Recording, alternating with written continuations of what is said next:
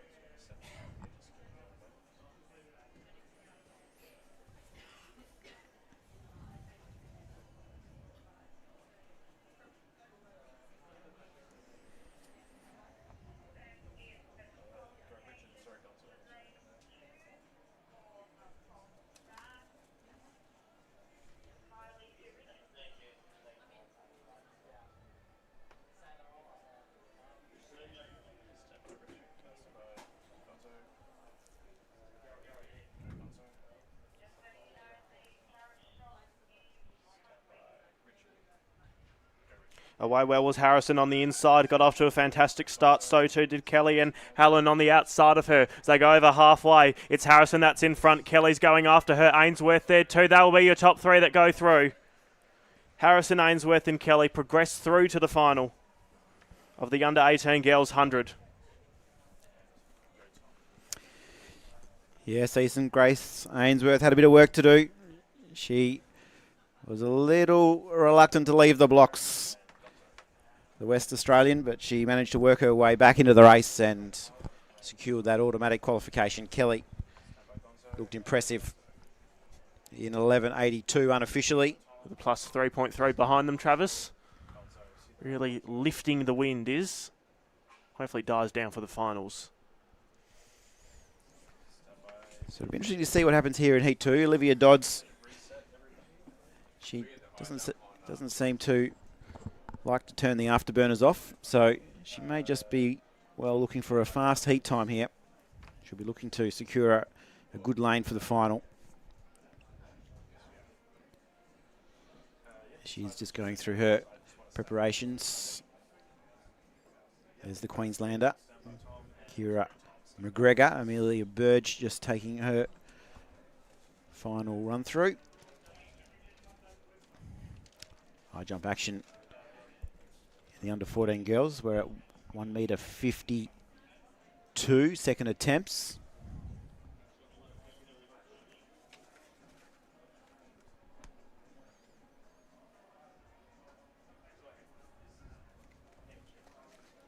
Nice easy clearance there.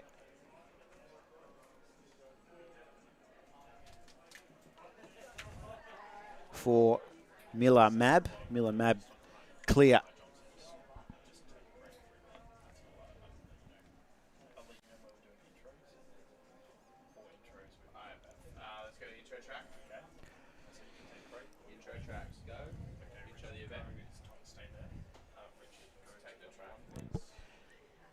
Time now for Heat 2 of the under-18 women's 100 metres. Here is your lineup, ladies and gentlemen. In lane 2 from Victoria, Katie Oliver.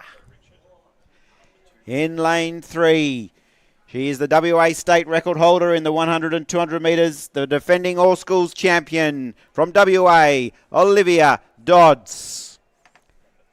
Lane 4 from Tasmania, Kadel Smith. In lane 5 from Queensland, Kira McGregor.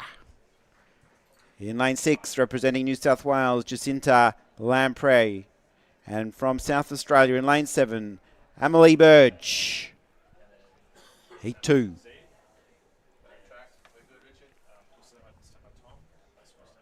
Oliver, Dodds, Smith, McGregor, Lampret and Burge.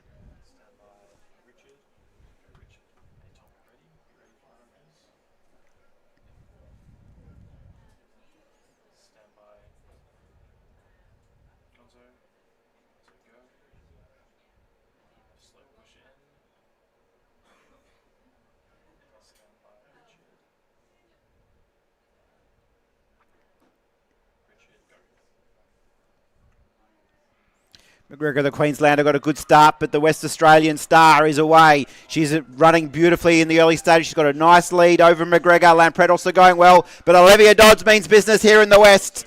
The home crowd favourite. She eased up on the line. She looks comfortable, doesn't she, ladies and gentlemen? 2.1, if you don't mind as well. 11.59. The West Australian will be looking to secure a gold medal for her team. A little bit later this afternoon, she's into the final, the defending champ.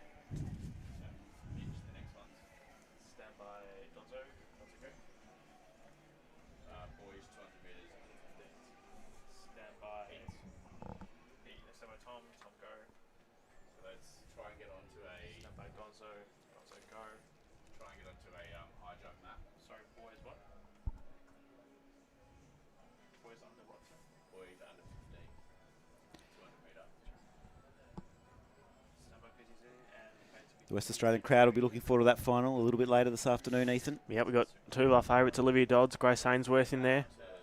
But there'll be a lot of challenges. Absolutely. Won't have it all their own way. Olivia Dodds, she sent a great statement out. Grace Kelly, she also did as well, 11.84 the time. Not much between her and Harrison. Technically, the official time was 11.83.1 for Kelly, and then Harrison was 11.83.4. So nothing separating them with Ainsworth at 11.95. Win was a plus 3.3.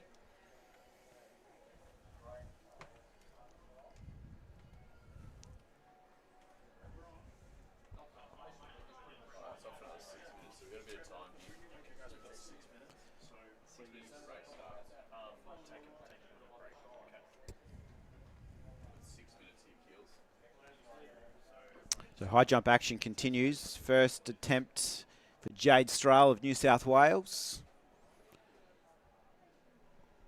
Up and over for Jade Strahl. 155 now is the height of the bar for our under 14 women. That equals her lifetime best.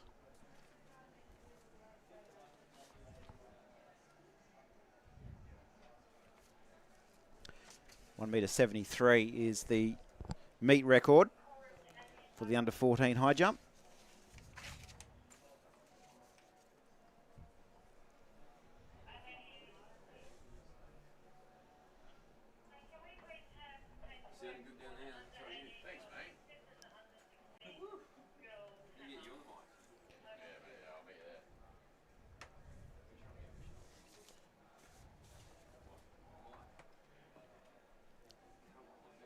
Mila Mab, the Queenslander.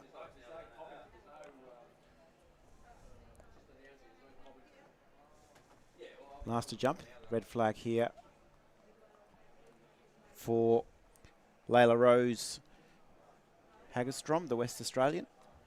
Jumped 1.60 this year. She'll have another attempt in the high jump.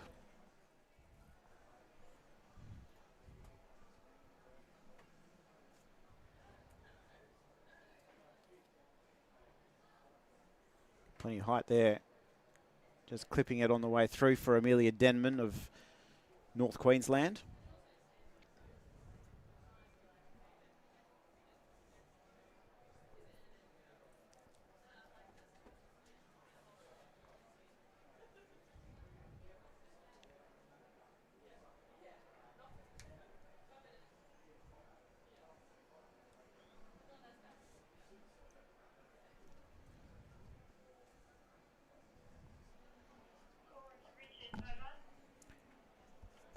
Now into final attempts, third round attempts at $1.55.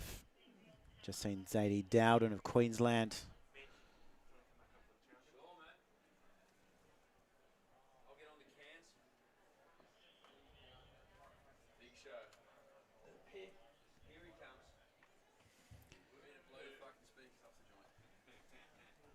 So the West Australian now looks over to her coach.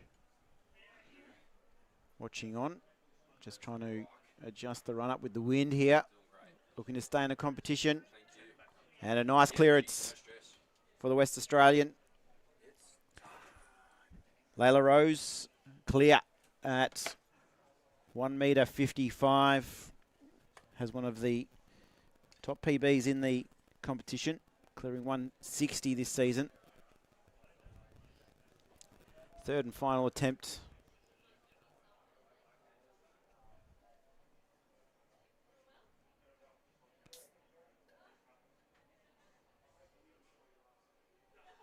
And not to be on this occasion for Amelia Denman of North Queensland.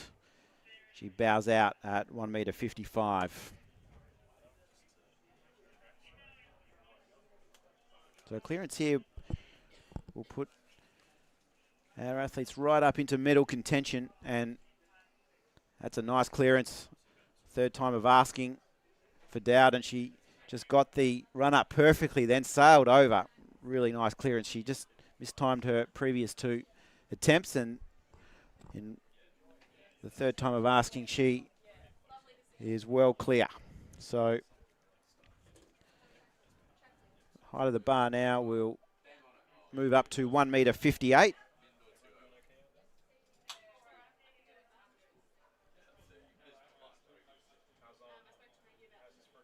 So we've got at least three competitors: Denman, Haggerstrom, and Mab still in the competition.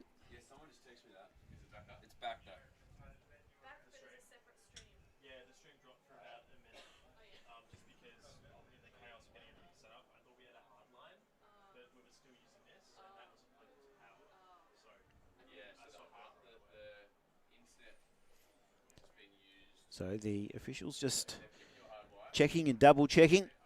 Has to be centimetre perfect.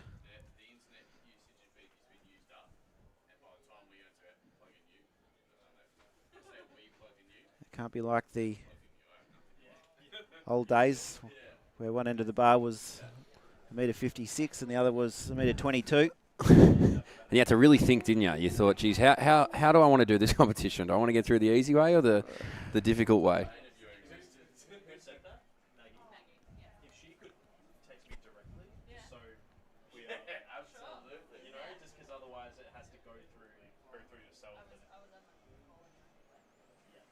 So Ethan stepped off the cans and Mitch back on to the mic here to enjoy some nice high jumping from Layla Rose Haggerstrom. That's a nice clearance, 158. Dowden, the Queenslander.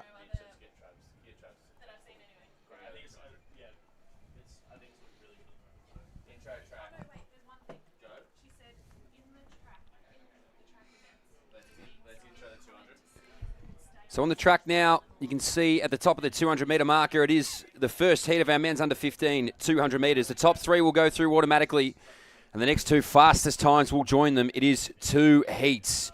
In lane number 2, representing Queensland, it's Jackson Frost. In lane number 3, from Western Australia, it's Bailey Riemann. In lane number 4, from Tasmania, Beau Bryant. In lane number 5, from Victoria, we saw him earlier, Maddie Malias. In lane number 6 from North Queensland, it's Matthew Green. In number 7 from New South Wales, Lachlan Burns. And rounding it out in lane number 8 is Joshua Smith. First three will go through automatically. The next two fastest times spread across the two heats will join them.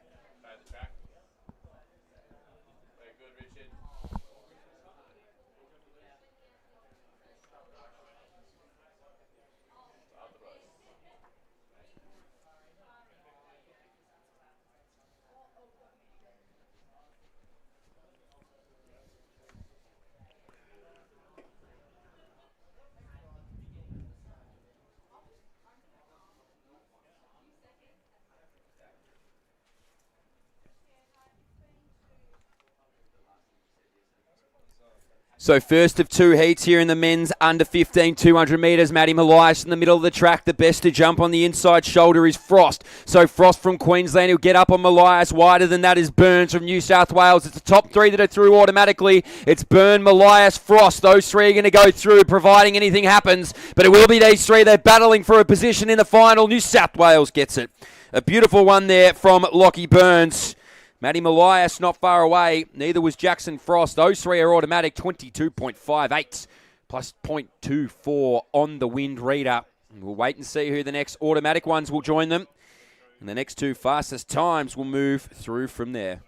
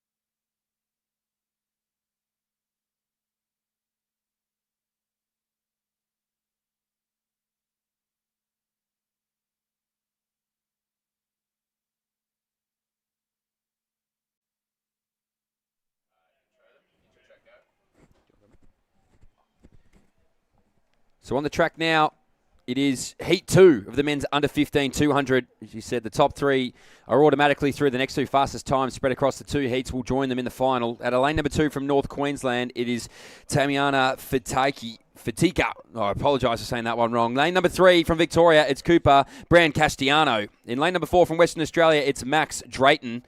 In lane number 5 from the ACT, it's Daniel Naobi. In lane number 6 from the Northern Territory, it's Joseph Cabwere. And in lane number 7, rounding it out from Queensland, it's Simeon Anstey. These are your competitors here in Heat 2 with the men's under 15 200. Top 3 automatic, next two fastest times join them.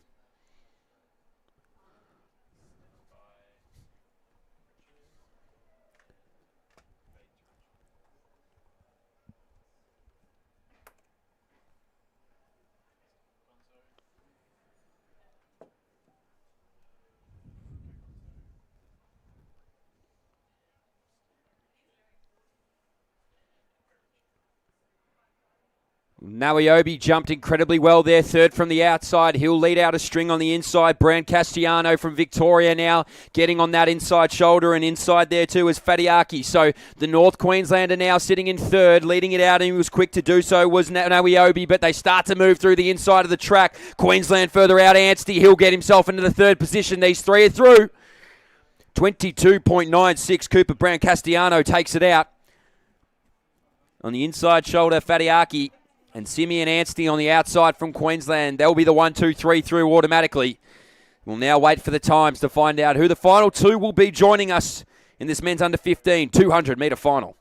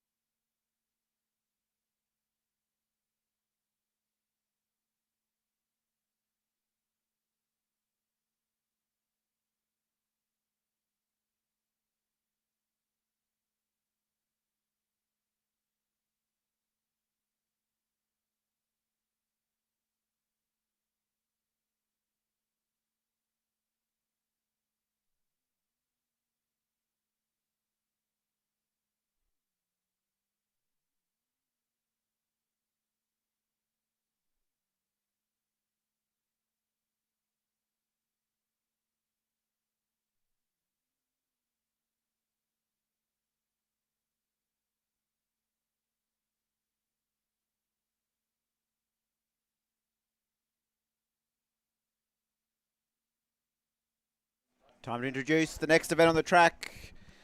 The under 15 girls, 200 metres, 2 heats. First 3 place getters to automatically qualify for the final, and then the next 2 fastest times.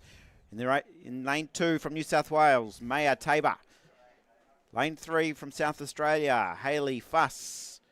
In lane 4, silver medalist in the long jump earlier today from WA, Sophie Williams. In lane 5, the Tasmanian, Chanel Charles. In lane 6 from the ACT, Aisha Shave. Lane 7 from Victoria, Ishara Ross. And in lane 8, representing Queensland, Charlie Vincent. Heat 1 in starters' hands.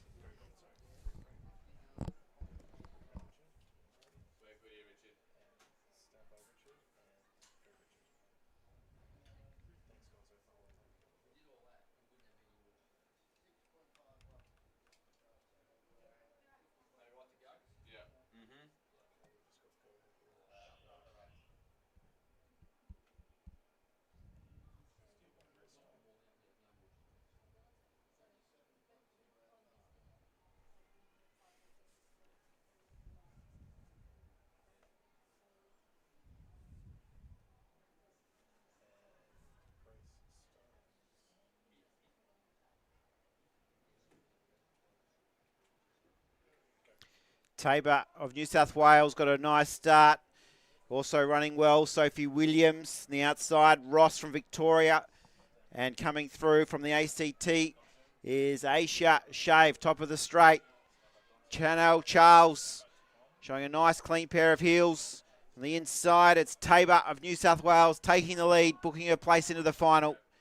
Tabor will go through with Aisha Shave and Hayley Fuss running nicely to finish off in 3rd position. Maya Tabor, too good. Silver medalist at the National Championships in this event. So comes in highly credentialed. Fastest PB in the field, 24:30, her lifetime best. And she's impressed here in Heat 1.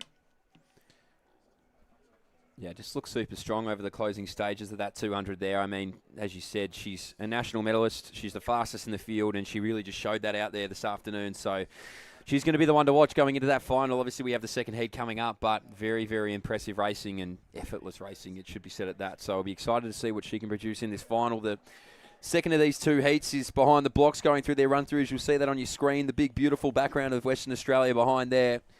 We're brought to you by Chemist Warehouse, Puma, Travel Western Australia as well. So I keep saying it, magnificent to be out west and in and amongst this beautiful environment here.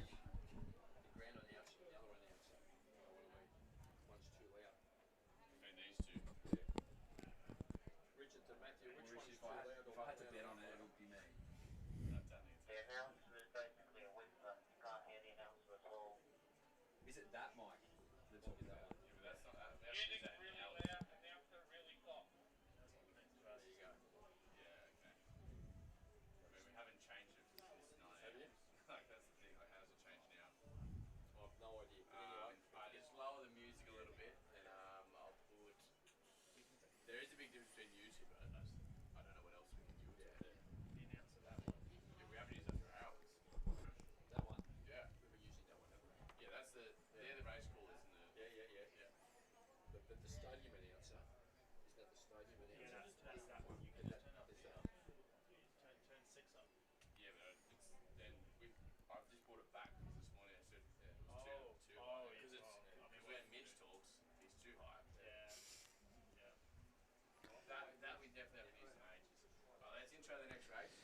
So it's time now to introduce the next event on the track. It's the second heat of the girls' 200 metres. Here is your lineup from the inside. In lane 2, bronze medalist at the National Championships, the WA All Schools champ, Kate Philpott. On her outside, in lane 3, the Australian National champ, our first look at Matilda Harrison of New South Wales. In lane 4, representing Queensland, Charlie Allen. In lane 5, the South Australian, Aluka Rose Taylor. In lane 6, representing Victoria, Ariella Sprague. And rounding out the field. In lane 7, representing the ACT, Heidi Davidson. Heat 2. Girls 200 metres, under 15.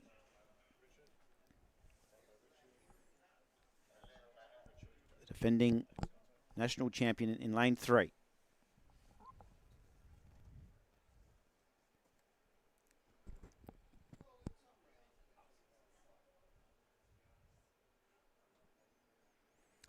Harrison bounced out of the blocks nicely, as did Charlie Allen of Queensland. She's up onto the shoulder of Alika Rose Taylor.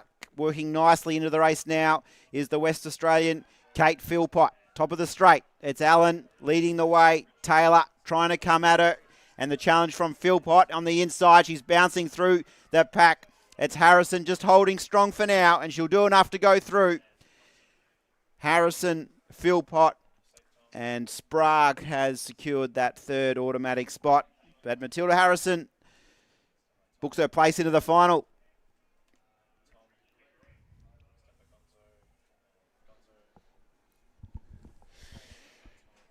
So really impressive racing across the board, wasn't it, there in that 200? I absolutely love this event. The whip off the bend, it gives that little bit extra than the 100. So Matilda Harrison just so strong towards the back end of that race there. Started well, able to sort of switch off a little bit through that middle and then just come through and finish things off. It's going to be a cracking final this evening. It's going to be an absolute corker. And Kate Philpott, she was a little pedestrian out of the blocks, but once she got into her stride, she'll be 1-2 to watch later. Without a doubt. So there's talent aplenty here in Western Australia. There are some of the nation's best all going out there, and one to watch. He's coming up in a moment's time in the men's under-16s, the Queenslander Seth Kennedy. He'll go out of lane at number 2, and he is an absolute sensation, this young man. So blink and you'll miss him when he comes onto the track. They're going to get behind the blocks shortly, but our women's under-15 certainly very, very impressive to kick things off. Our high jump still rolling out here at the moment as well.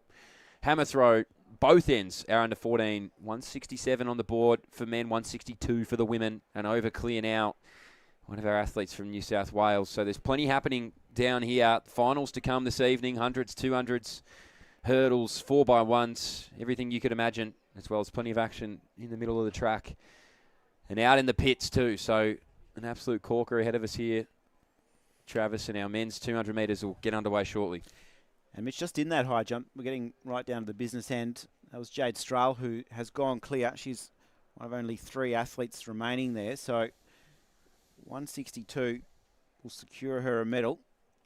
The colour still be to decided. Layla Rose Haggerstrom of WA also still competing.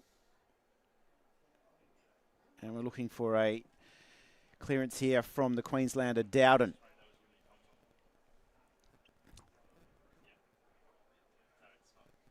And unfortunately, just clipping on the way through, she'll bow out. Sadie Dowden.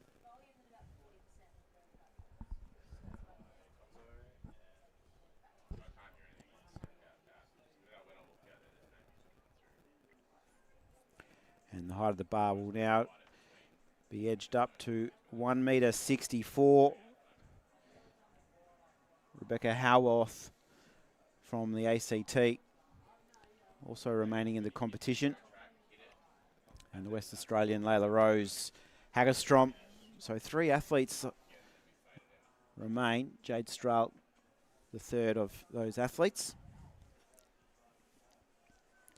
Layla Rose Haggerstrom will be first to negotiate 1.64 m.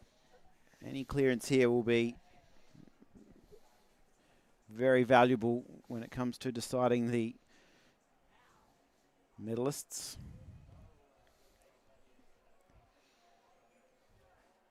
Up into PB territory now for Layla Rose. You can see in the background the wind playing havoc with the infrastructure here.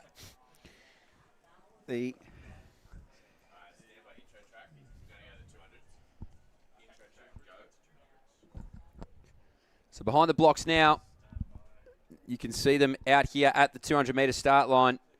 It is our men's under 16, 200 metres. This is heat 1 of 2. The top 3 go through automatically. The next 2 fastest times will join them from there. Coming out of lane number 2, representing Queensland, it's Seth Kennedy. Coming out of lane number 3 from Victoria, it's Thomas Follis Kirby. Out of lane number 4 from Tasmania, it's Nicholas Shivers. Out of lane number 5 from the ACT, it's Tobias Drummond Templeton. In lane number 6 from North Queensland, it's Oliver Singh. In lane number 7 from New South Wales, it's Joshua Smith. If lane number 8 from Western Australia, it is Antoine Namasanga. And that is everybody here in heat number 1 of 2 in the men's under 16, 200 metres.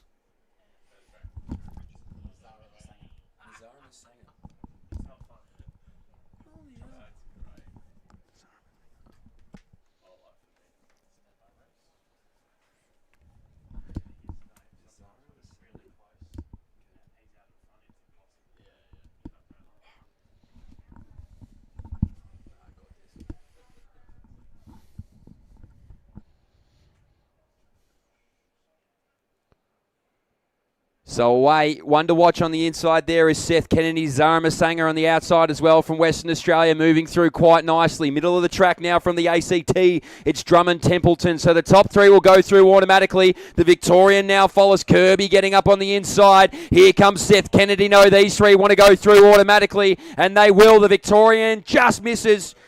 It's Drummond Templeton follows Kirby and Kennedy. Nazara Masanga will go through for 4th. He'll have to wait on times now. It's top 3 automatic. Next 2 fastest times will join them. And it will go Drummond, Templeton, Follis, Kirby, and Kennedy. The rest now will have to wait for heat number 2. That's a hell of a last name. I love it. Make a good horse name.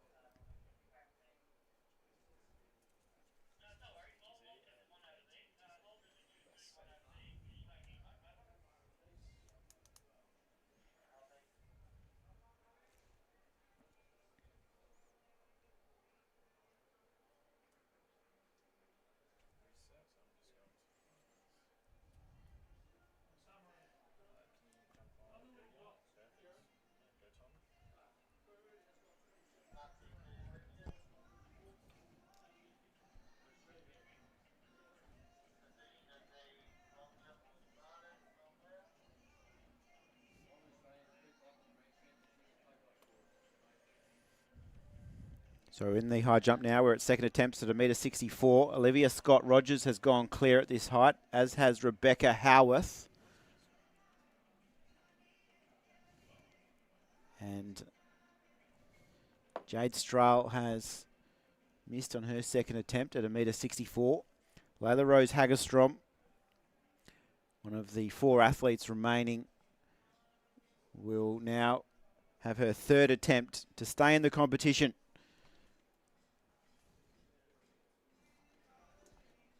West Australian, Layla Rose.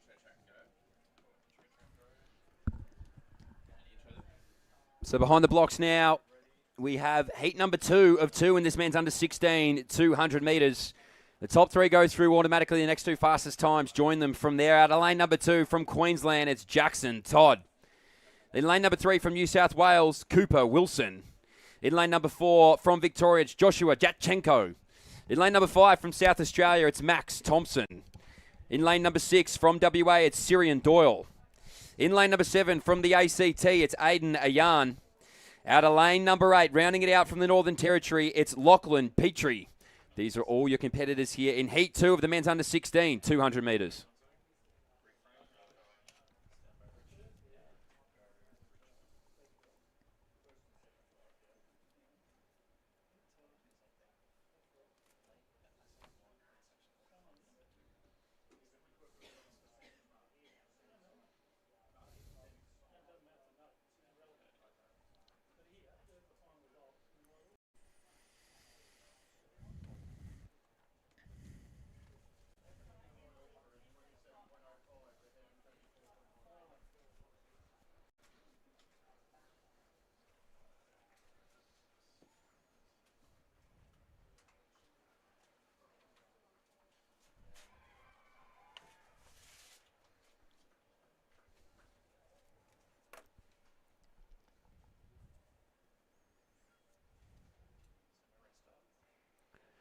So away, the Victorian Jatchenko, one of the best to get after it. Outside a little wider was Doyle. He's moving through and picking up the stagger on his outside shoulder in the process. So it'll be Doyle and Jatchenko. Inside of him, Cooper Wilson of New South Wales. He rounded that bend to perfection. So he whipped himself off it, did Wilson, and he'll steam away. Takes a look on his right-hand shoulder. He's done enough. Next up, Jatchenko. And then Doyle for third. So those will be your 1, 2, 3. A little bit wider than that was Ayan. He'll have to wait for time. 21.91. Thumbs up down there. 2.1 headwind. And those will be your 3, or tailwind, I should say, that come through. And those will be your 3 through automatically. The next will have to wait on times. It's our high jump. There's some celebrations down there at the same time, Trav. Yeah, we've just got 3 competitors remaining in the high jump under 14 final.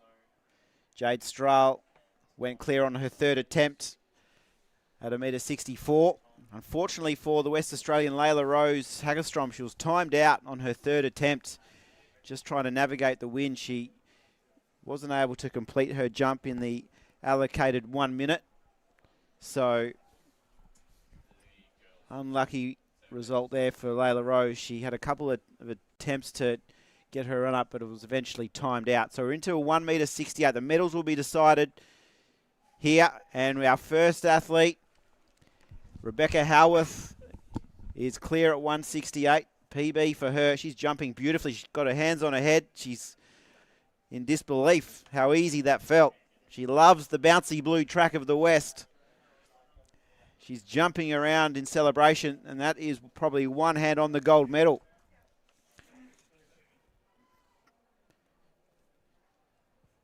So 1.68, Olivia Scott Rogers will be the next to take flight from the New South Wales team. Correction, that's Jade Strahl. She was second to jump in the order. She's missed her first attempt. She cleared 1.64 on her third attempt. She got the crowd involved. She had the hands above the head.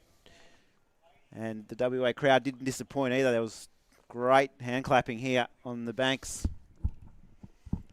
of the WA Athletic Stadium. So Howarth in the box seat for gold. Scott Rogers next to go. First attempt, 1.68. How will she respond? Needs a clearance here to remain in contention for the gold. And she's over. Lovely clearance. This is great jumping. Olivia Scott Rogers has said, whatever you can do, Beck, I can do just as well. So Scott Rogers and Howarth battling it out for gold. A great high jump final here. Jade Strahl in bronze at the moment.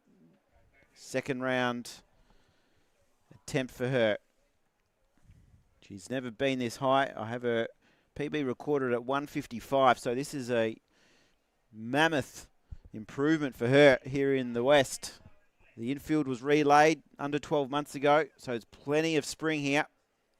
And she gave it a good crack there, just clipping it as she came through.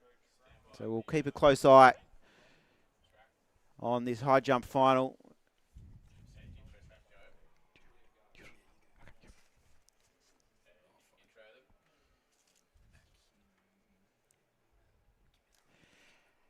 And we're turning our attention back to the track now for the first heat in the under 16 women's 200 metres.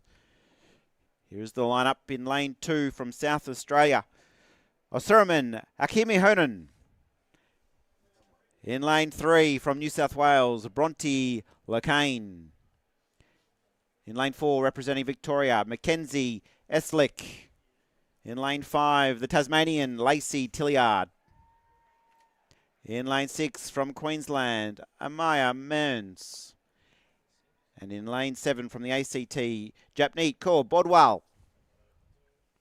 We're in the starters' hands for the first heat of the under 16 200 metres.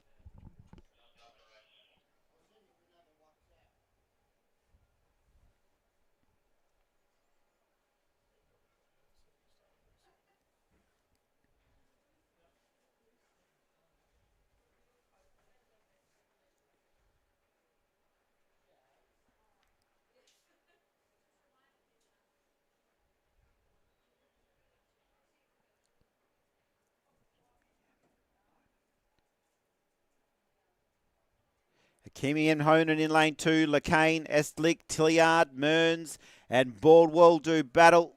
And flying through the early part of the race is Mearns, the Queenslander. She'll be well clear at the top of the straight. Hakimi Honian in second, and Bronte Lacane looking to hold down third. But there's no doubt about our winner here. Amaya Mearns from Queensland takes out Heat 1. Bronte Lacane and Hakimi Honan, second and third respectively, through to the final. Top 3 and then the next 2 fastest.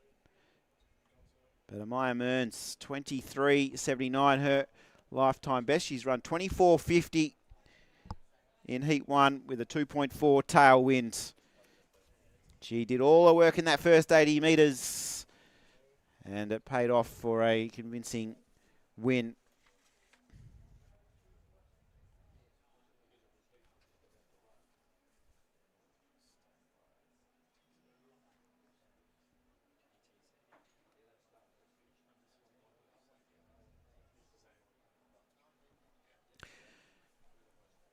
Heat 2 not too far away in the under 16 girls 200 metres. High jump now is the battle for gold. So 168 first attempts. Olivia Scott-Rogers. Jade Straub bowed out in the previous height. Got a feeling that bar could be actually 1.70 m. The scoreboard just hasn't updated yet. But Scott-Rogers first to go.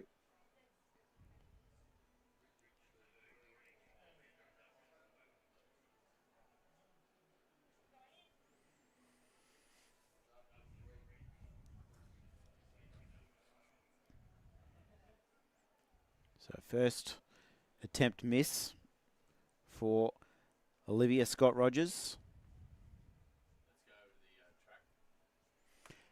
And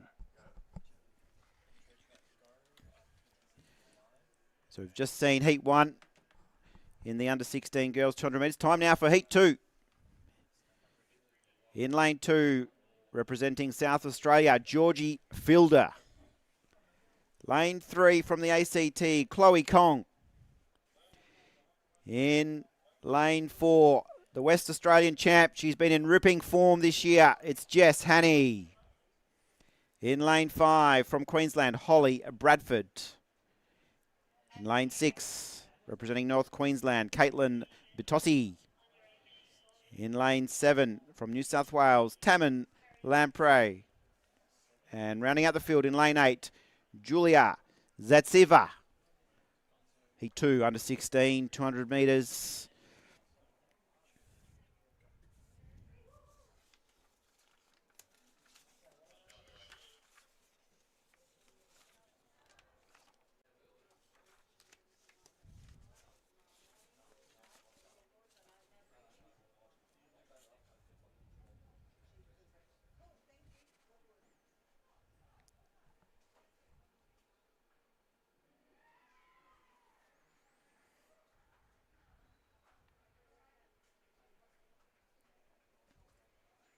Getting a great start was Jess Hannay, the West Australian. She's running third from the inside. Bradford from Queensland trying to stick with her. And in the second from the outside, it's Caitlin Bitossi and Tammin Lamprey battling it out. But it's Jess Hannay and Lamprey looking for line honours. Coming through is Holly Bradford of Queensland. But Jess Hannay, she continues her winning form and books her place into the final. Bradford's finished strongly to finish second. Tammin has held on for third, and she'll go through to the final automatically. But Jess Hannay, the West Australian, she won the All Schools title. She has had some terrific first division wins here in the Open Women 100 metres. She really has come of age, Jess Hannay, this year, so great to see her booking her place into the final of the under 16 girls 200 metres. Some great racing across all those 200s, isn't it? It's going to be an interesting night tonight, I think, when those finals roll around. And certainly a lot of guys and girls have put their names up in lights and will be the ones to target. And we look back to the high jump now. Bar raises to 170 remaining. So we'll go to the first jumps.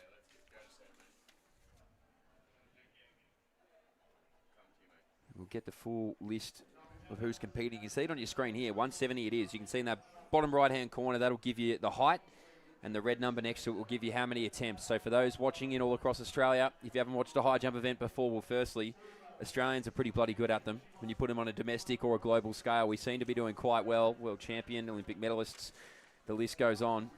But right now, as we approach it, in our women's event, 170 it is. First attempt on the board. 3 attempts total will be given. Olivia Scott-Rogers. She's just responded at every height of asking. The meet record stands at 1.73 m. So at 1.70 m, she's right up. She's already jumped a PB here on the track.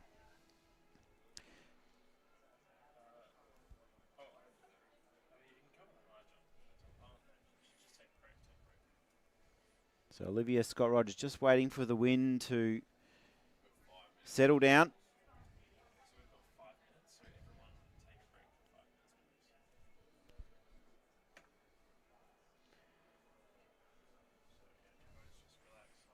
Rebecca Howarth from the ACT, she cleared 1.68 m. And first attempt of asking, just a little clip on the way through.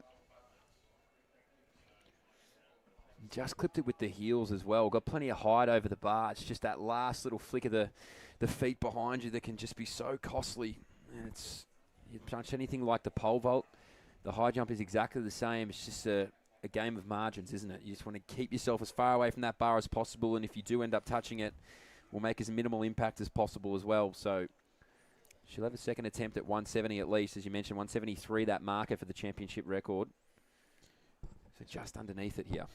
So just having a look at the body language under the high jump tent here, I think Rebecca Howarth must have just bowed out on the previous height, and that has secured the gold medal for Olivia Scott-Rogers. So she's just competing against herself and trying to boost up her international rankings. Without a doubt. And it's worth mentioning as well, PBs across the board. Howarth got one at 166, Strahl 164.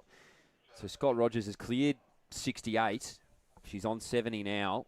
Already a personal best in her back pocket. So anything from here is just purely a bonus. And you mentioned it beautifully. She's just been rising to the occasion time after time. She gets 2 attempts at it here. The officials on either side of the bar make sure that wind doesn't do anything to it. And Olivia Scott-Rogers of New South Wales, she'll replay the steps in her head. She'll get the cadence. She'll get the rhythm. You see it on an international level. It translates down into this domestic level as well in the junior ranks. This under-14 women's high jump. Second attempt here for Olivia Scott-Rogers. 170 on the bar. 6 quick taps of the back foot. And she'll go into her momentum. 170 it is. Ah, just again. So clips with that calf, back of the heel, however you want to call it.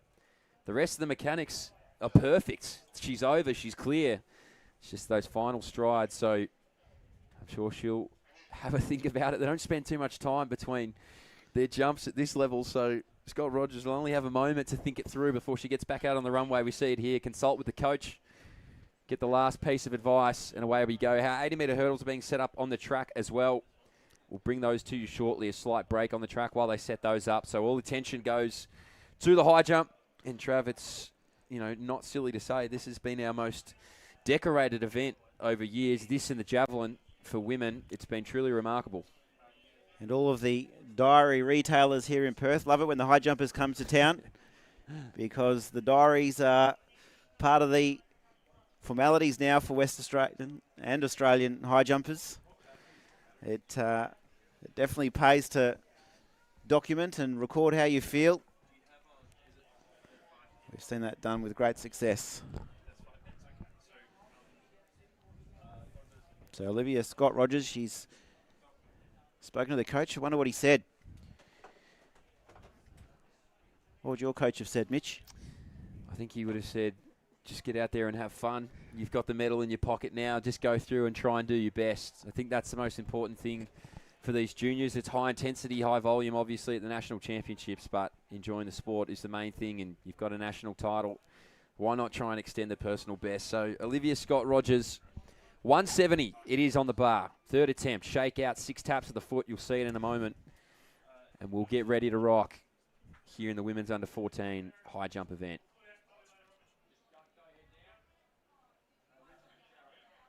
Here we go.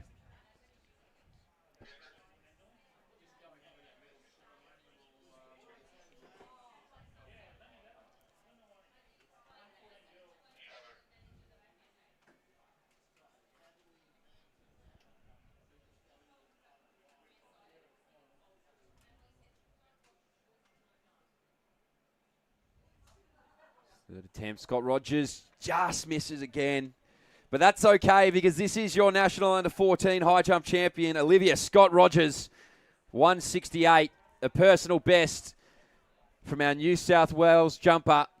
And she is your national champion. Behind her there, Rebecca Howarth of the ACT, 166, Jade Strahl, 164 of New South Wales. PBs across the board here in the women's under 14 high jump. Now men's still going, 174, second attempts at the other end of the track. We'll try and give you some updates of that as we go along.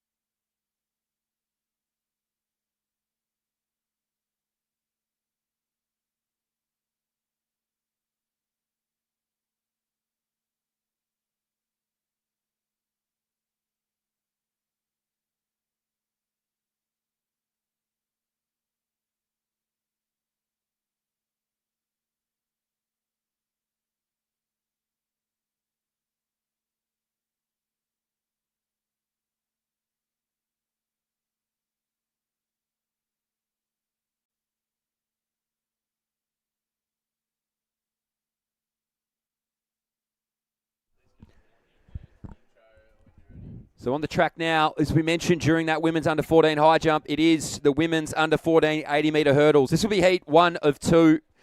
Top 3 automatically through. The next 2 fastest times will join them from there. In lane number 2 from the ACT, it's Leisha Helgstedt. In lane number 3 from Queensland, it's Kiana Gerstenberger. In lane number 4 from Victoria, it's Jemima Hood. In lane number 5 from New South Wales, it's Allegra Little. In lane number 6 from Western Australia, it's Aliyah Garban. And in lane number 7, rounding it out from South Australia, it's Marley Walters. These are your competitors here in heat 1 of 2 in the women's under 14 80-metre hurdles.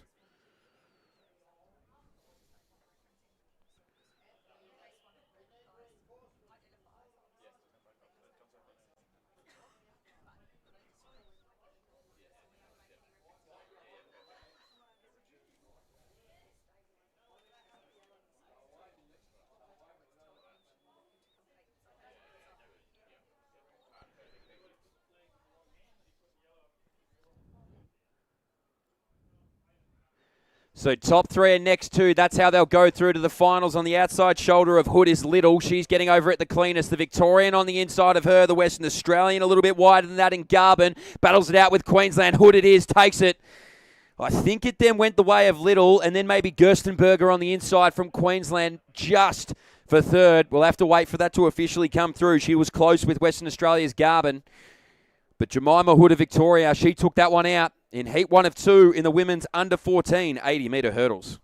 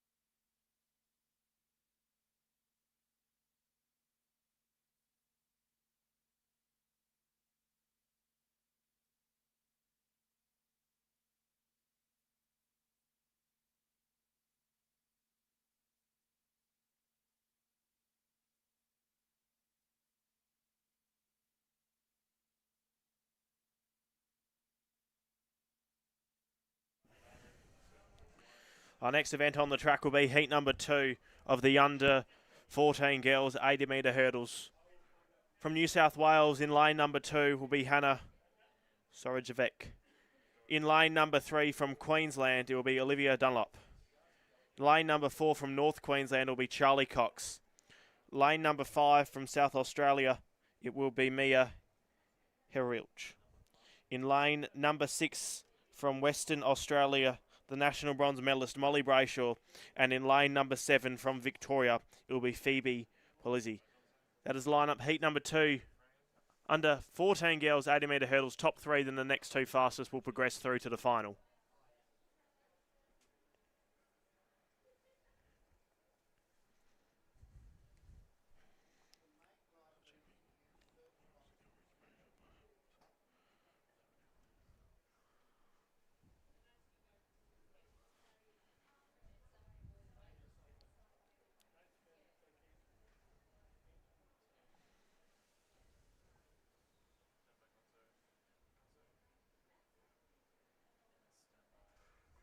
Reacted well was Dunlop on the inside. In fact, they'll be called back now.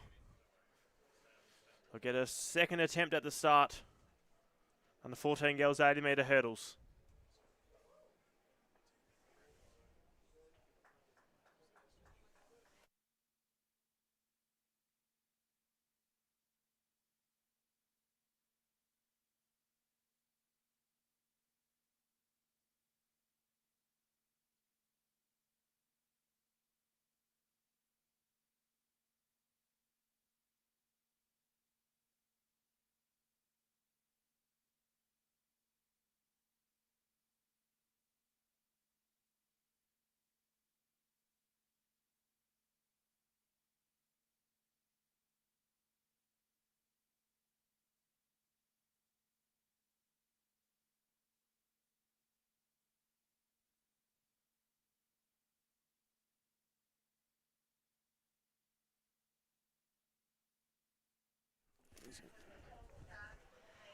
So about to take 2 here in heat number 2. Top 3 will automatically go through with the next 2 fastest in both heats to go in behind them.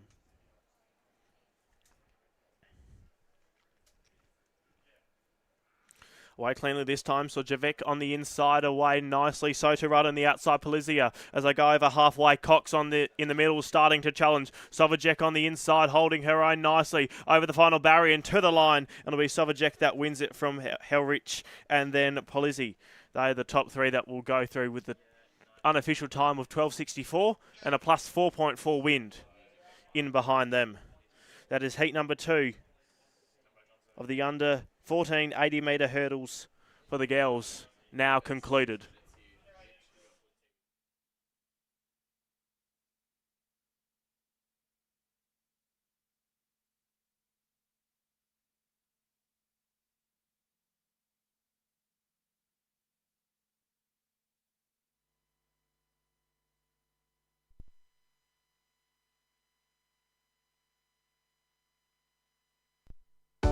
We know it's important to stay hydrated and that 8 glasses of water per day is recommended. Though for many of us, that's easier said than done. That's why more Australians are making Hydrolite part of their daily rehydration routine. Hydrolite is scientifically formulated to rapidly rehydrate faster than water alone, with products suitable for every member of the family, so you can embrace life's everyday moments. You'll find the Hydrolite range for a great price every day at Chemist Warehouse.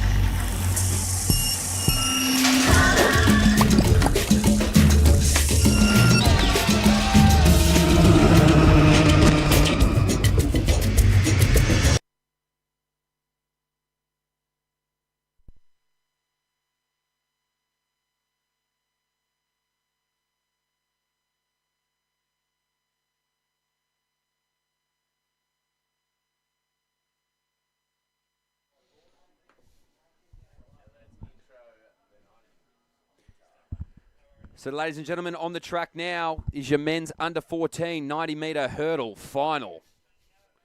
Coming out of lane number 1 from South Australia, it's Alexander Baruch. In lane number 2 from Queensland, it's Daniel D. Swart. In lane number 3 from Victoria, it's Kevin Apple-Hamilage. In lane number 4 from Victoria, it's Nate Hall. In lane number 5 from South Australia, it's Nathan Trotter. In lane number 6 from Queensland, it's Archer Crowley. In lane number 7 from Western Australia, it's Brody Lowry. In lane number 8 from New South Wales, it's Darvin Yap. In lane number 9 from Western Australia, it's Imo Etim. And in lane number 10, routing it out from New South Wales, it's Alexander Bissell. These are all your competitors here in the men's under 14 90-metre hurdles final.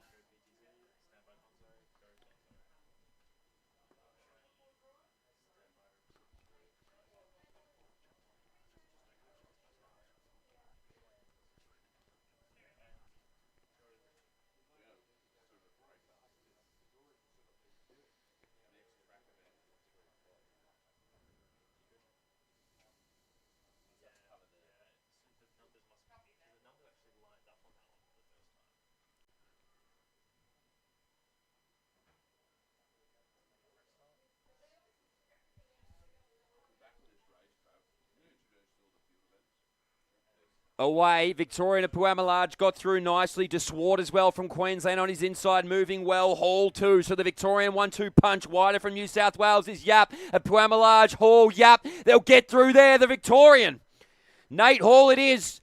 I believe just edges out of Puamalage. A little bit wider, Darvin Yap from New South Wales, I think takes bronze. We'll have to wait for it officially. But the headband on, the swagger intact. And it'll be the Victorian, I believe, that will become your national champion for the under 14 90-metre hurdles. We'll wait for it officially. But great racing out here this afternoon in a field of 10 in the under 14 90-metre hurdles.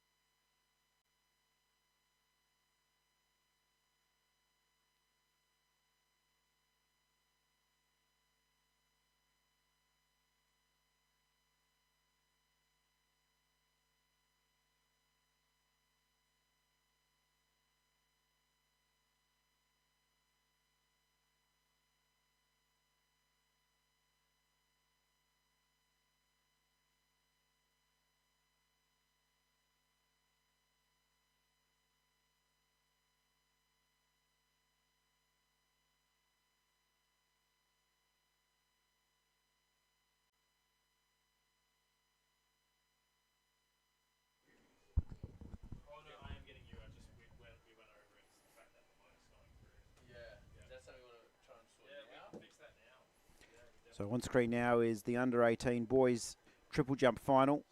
Cassandra Malish has just entered the sand in the under-18 boys triple.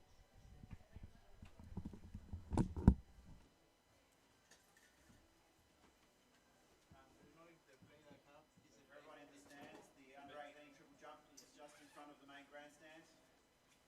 Just seeing Cassandra Malish from Queensland enter the stand. Yep, it is. But yeah, 17 triple jump final taking place in the back straight of the WRC Stadium.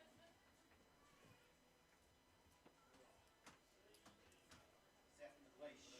Next up on the runway. Can I have a handheld mic? Or is it not yet?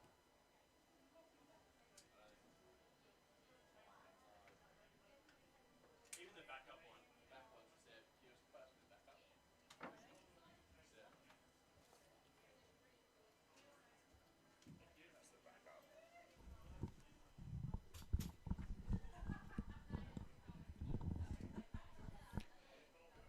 Seth McLeish, the Victorian, next to jump.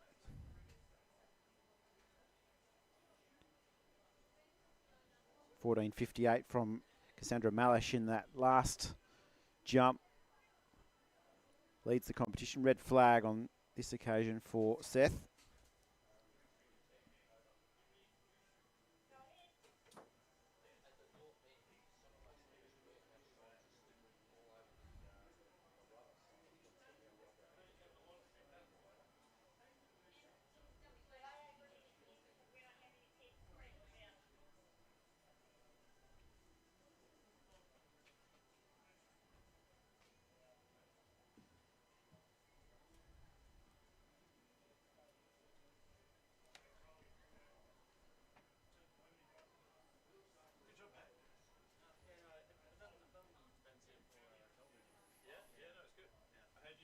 The South Australian, Awan Akuan, coming off the front board and just overstepping his mark. It will take a while just to adjust to the sea breeze. It's around about 2 to 3 metres per second here at the moment, so run-ups will be a little bit harder to navigate.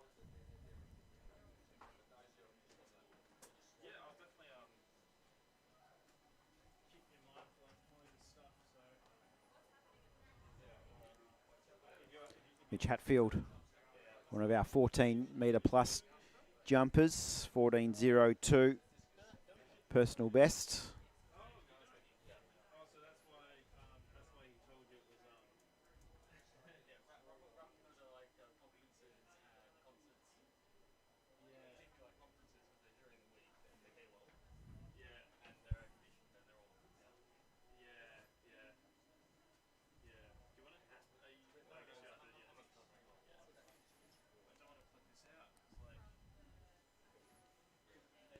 And the white flag goes up in round one for Mitch Hatfield. Be one of the favourites, definitely to medal. 14.58 currently leading the competition. That's Malish from Queensland. And 13.96 for Mitch Hatfield. So he moves into the silver medal position. Joel Kennedy currently sitting in bronze with 12.24. Max Wilcox, the Tasmanian, 12 metres 23, is in fourth overall.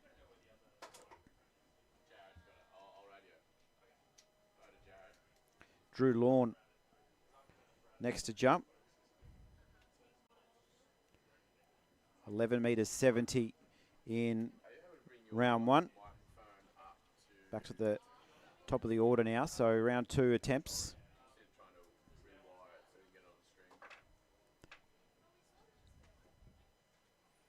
So white flag for Lawn, currently fifth in the competition.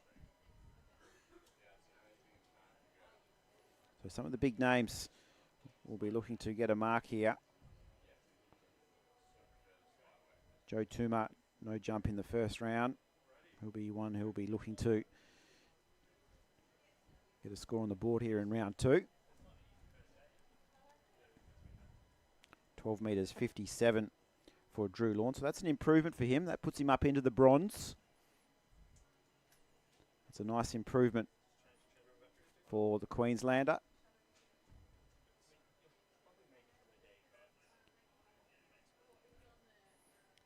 So one of the favourites next to go here, it's Joe Tuma. He has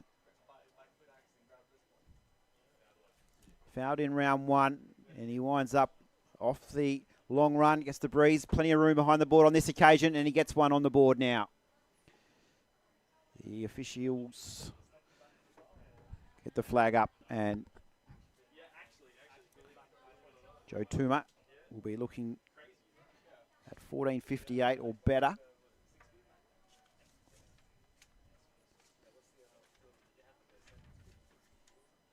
The under 18 triple jump record, 15 metres 56. Andrew Murphy in 1986 set that record, and we've got a new leader, 14.60 for Joe Tuma. He goes into the lead by 2 centimetres, so 14.60. 14.58 second, and Mitch Hadfield with 13.96 sitting in bronze.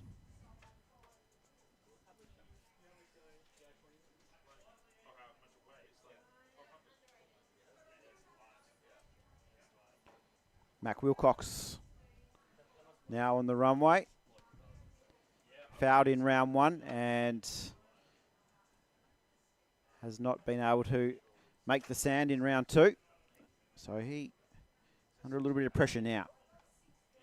The Tasmanian.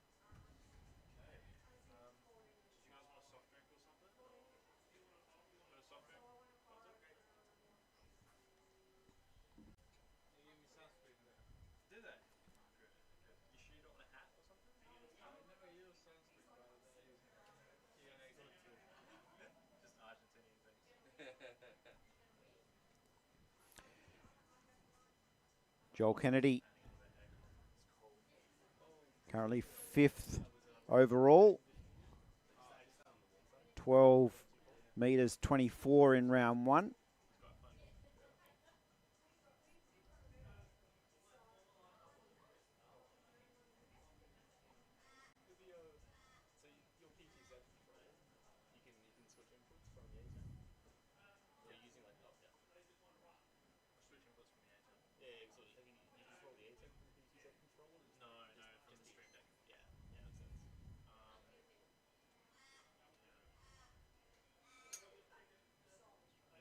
And 11 metres 90 on this occasion. Doesn't improve on his first round effort.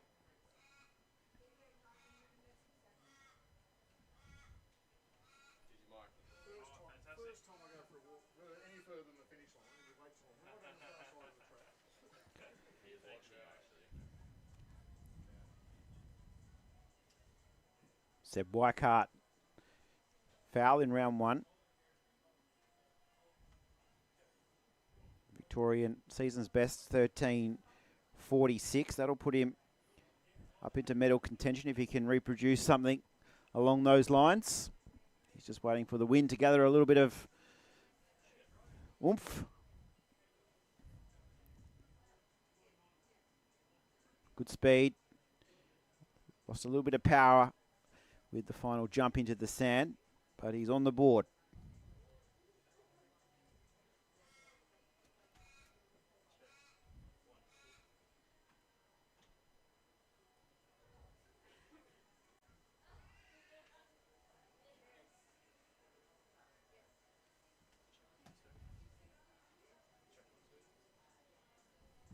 This might be very loud, but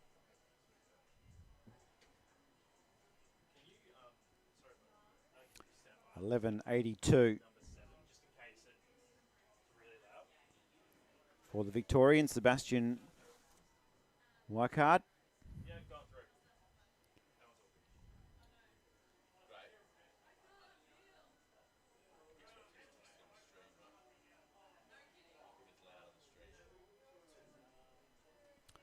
So currently second in the competition, Cassandra Malish.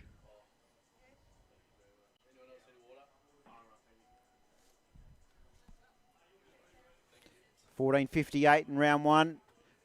Looking for 14.60 or better. This looks big. He just lost a little bit of momentum. He'll be. The white flag did go up. It started to unravel through that final phase, but he looked beautiful through the hop and the skip. Currently in second place with 14.58.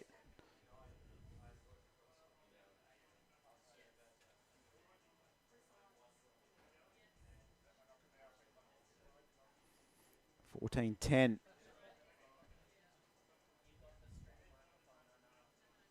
In round two. So with a bit more finesse and a bit of refining, looking forward to seeing his next attempt.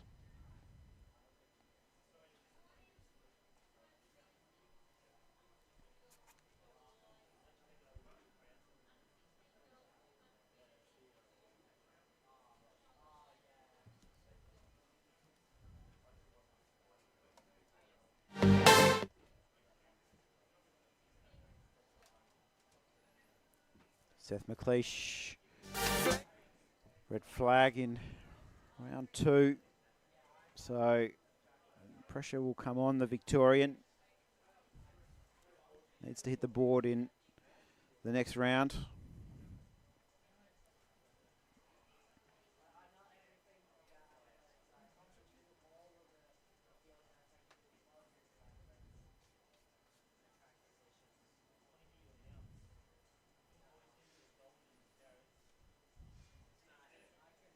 R1 Akuan from South Australia. Foul in round one. Round two now for R1. Half-time best, 13.77. This looks to be a much better effort. He's got his toes behind the plasticine, so he'll be happy to get that mark on the board. Looks to be a good jump too. Bronze currently is at 13.96, Mitch Hatfield.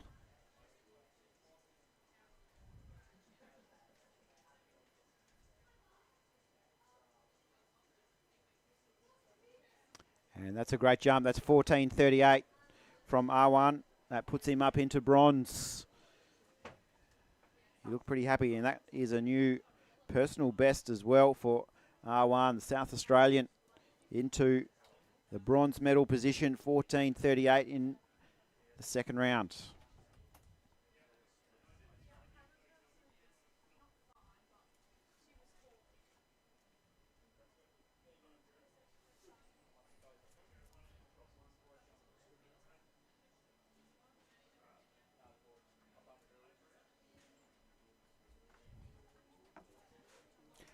Mitch Hatfield, 13.96, just been edged out of the bronze. Gets the white flag. He will need 14.38 or better.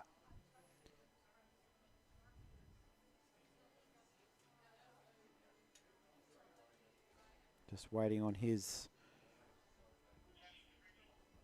result.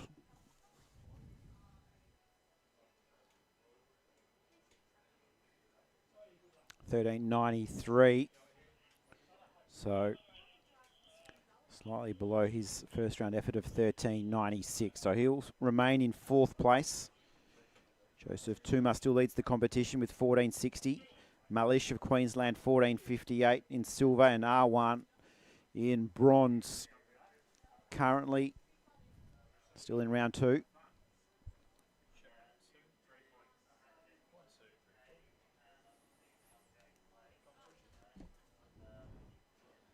The second of the Queenslanders, Drew Lawn, 12.57 in round one.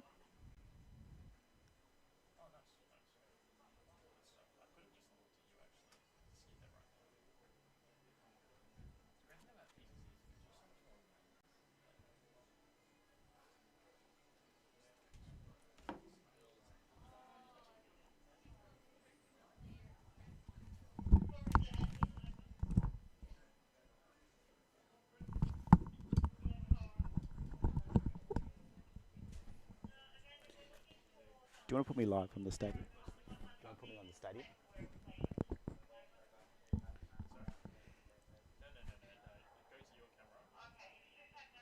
Under 18 triple jump. Under 18 triple jump action continues. The leader of the competition at the top of his mark, Joseph Tuma.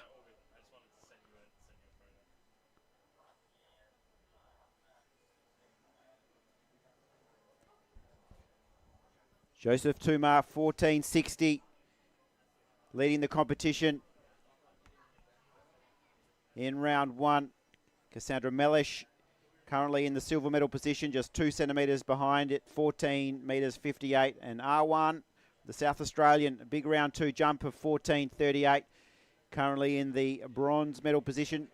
Mitch Hatfield, 13.96, just outside the medals in the under 18 boys triple jump final, just taking place in front of the main grandstand here.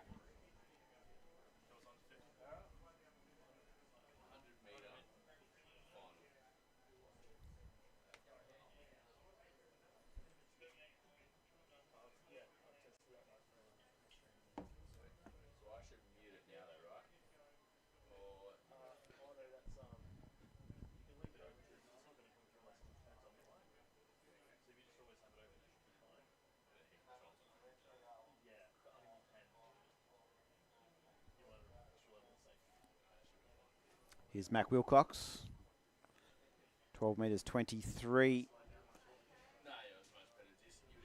to open his account.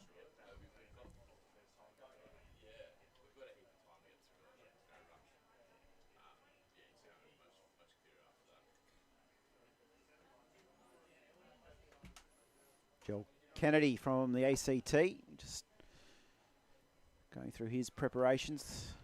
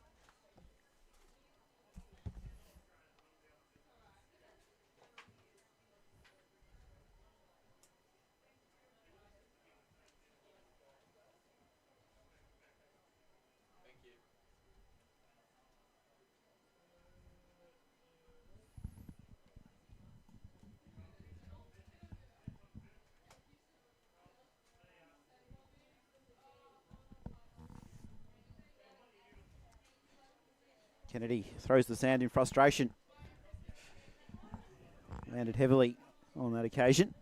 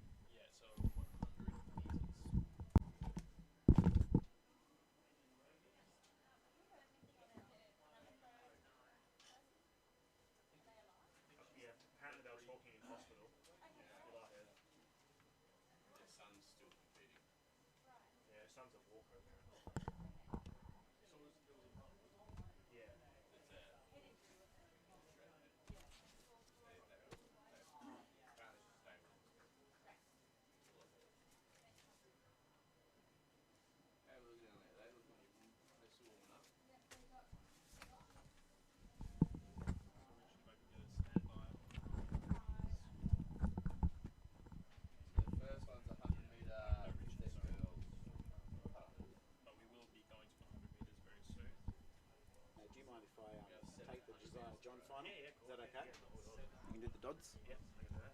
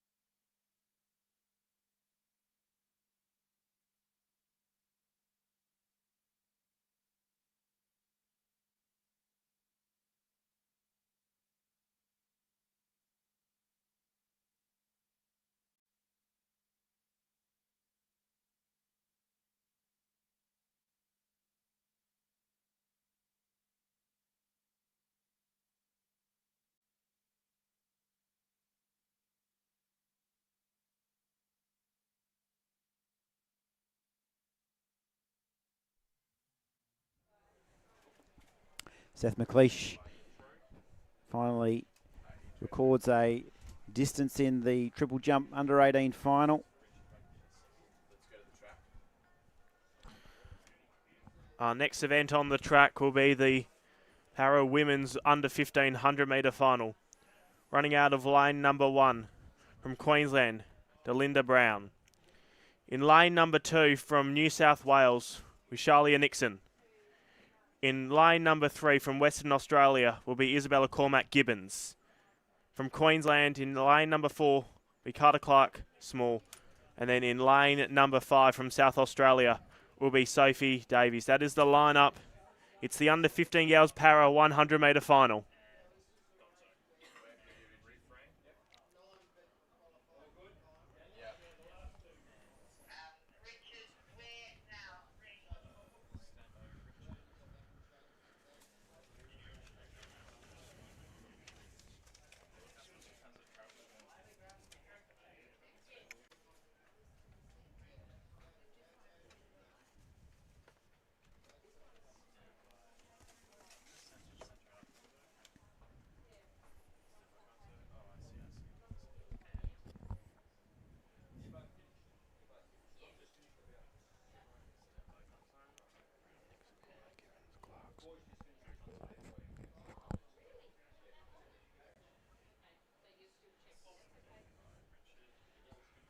Away well. Oh, they'll go back again. And the 15 girls para 100 metre final. Take 2 about to commence.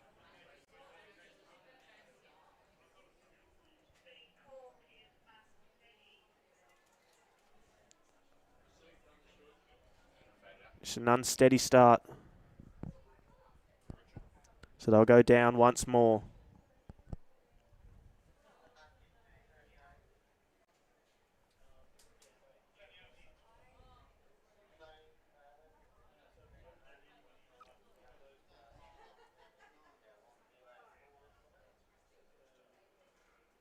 Away this time cleanly. Nixon got off to a fantastic start. So too Small on the outside of her. Nixon in front at the halfway. Then goes Small. And then Matt Gibbons in behind them. As they approach the finish line, it'll be Nixon that crosses the line in first with Small in second. Cormac Gibbons third. Brown in fourth. And Davies in behind them. That was the under 15 girls 100 metre para final.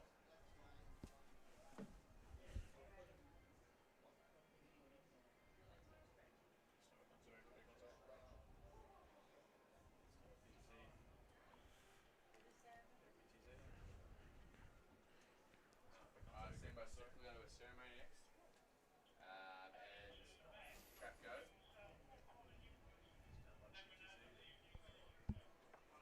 Don't you guys talk? He's out through the stream.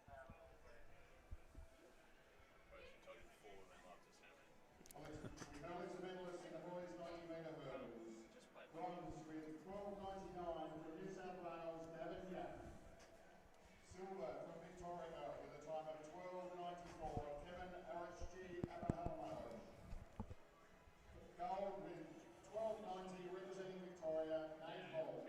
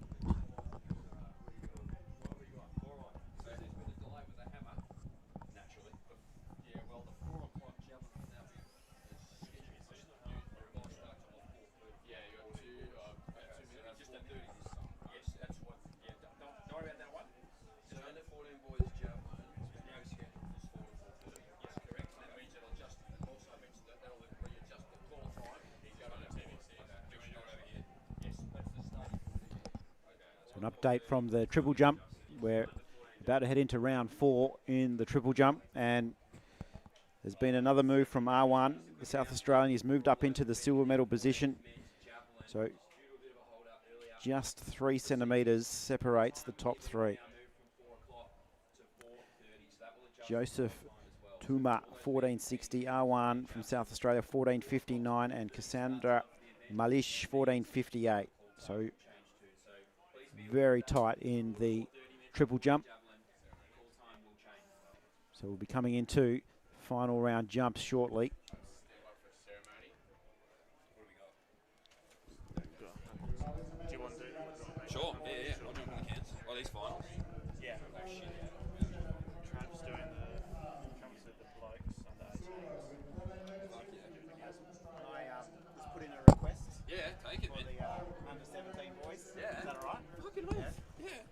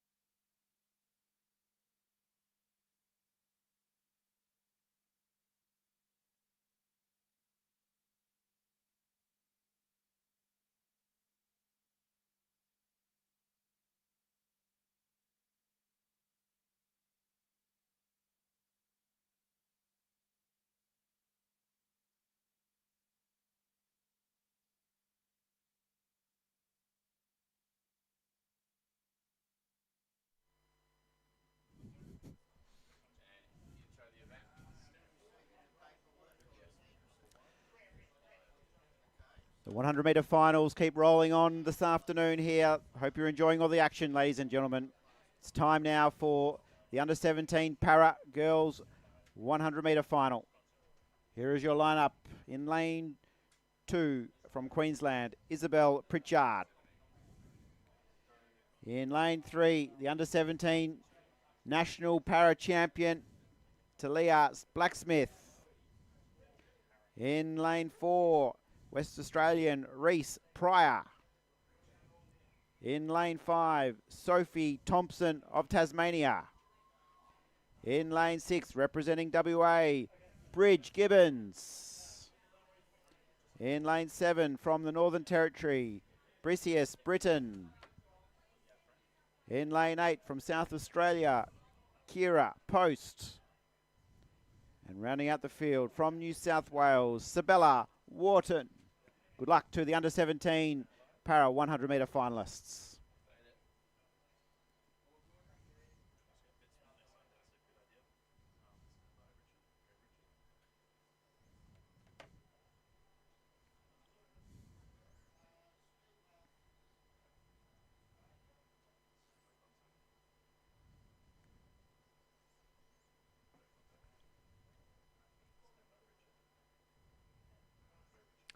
Nice clean start, first time of asking.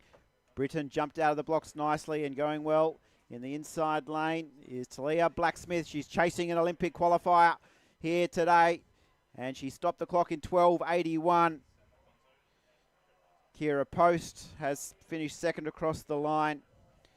Sabella Wharton's also run well. Bridge Gibbons has finished off very strongly. 4.7 the assisting breeze here, so a little bit outside the legal limit of 2.0. But Talia Blacksmith, she is in red hot form, coached by Jacinta Doyle down there in Sutherland in New South Wales. And she is chasing that Paralympic qualifier in the 100 metres. She definitely has the speed to burn. And Coach Jacinta Doyle will be pretty happy with that run.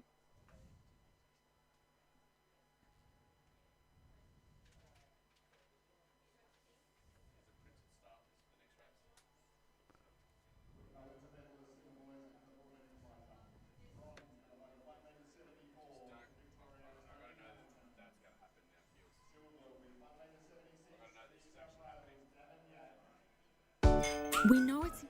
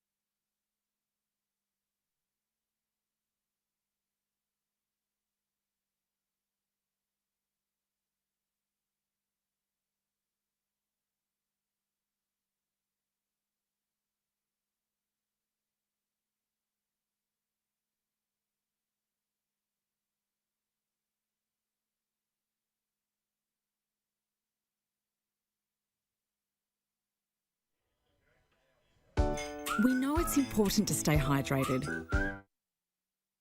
Water per day is recommended, though for many of us, that's easier said than done. That's why more Australians are making Hydrolite part of their daily rehydration routine. Hydrolite is scientifically formulated to rapidly rehydrate faster than water alone, with products suitable for every member of the family, so you can embrace life's everyday moments. You'll find the Hydrolite range for a great price every day at Chemist Warehouse.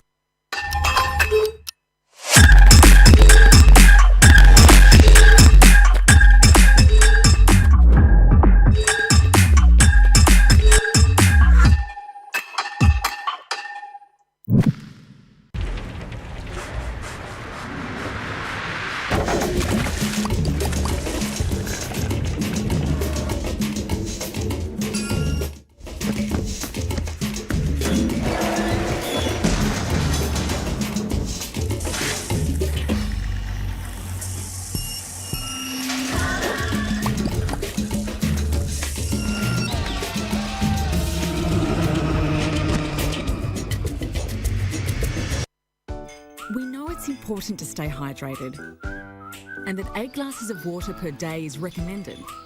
Though for many of us, that's easier said than done. That's why more Australians are making Hydrolite part of their daily rehydration routine. Hydrolite is scientifically formulated to rapidly rehydrate faster than water alone, with products suitable for every member of the family, so you can embrace life's everyday moments. You'll find the Hydrolite range for a great price every day at Chemist Warehouse.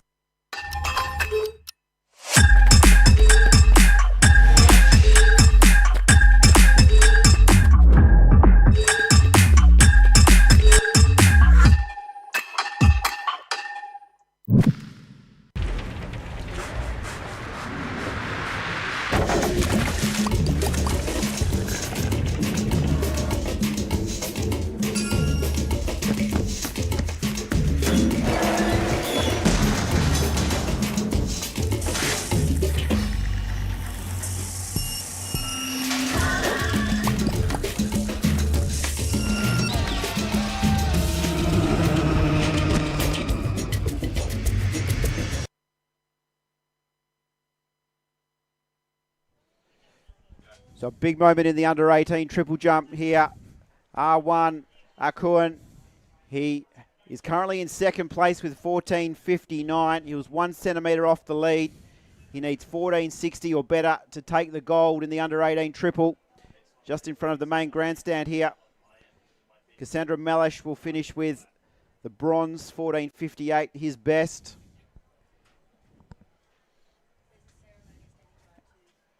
And we'll have the current gold medal winner next to jump.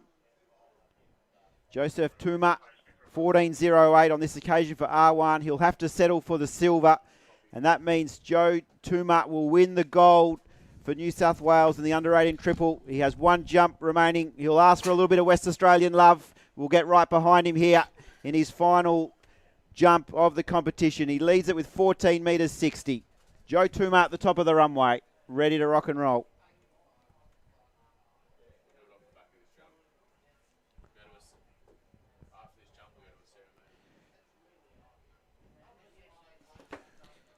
It's been a great triple jump competition, just 2 centimetres separating bronze from gold. And he'll win the competition. He's asking for a bit of West Australian love. We love our triple jump here in WA. Joseph Tuma, he's won the gold. Now he'll wind up for his last attempt in the triple.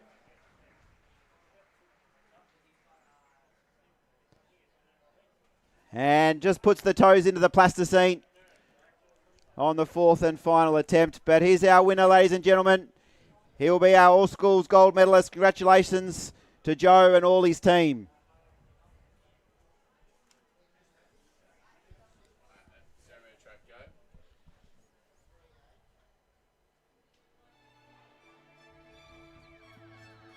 We acknowledge our medalists in the girls under 15 para-ambulant 100 metres. Bronze with 16.45 for 79.63, representing Western Australia, Isabella Cormack-Gibbons. Silver with 14.70 for 81.02, representing Queensland, Katara Clark-Small. Gold with 14.45 for representing New South Wales, Shalaya Nixon.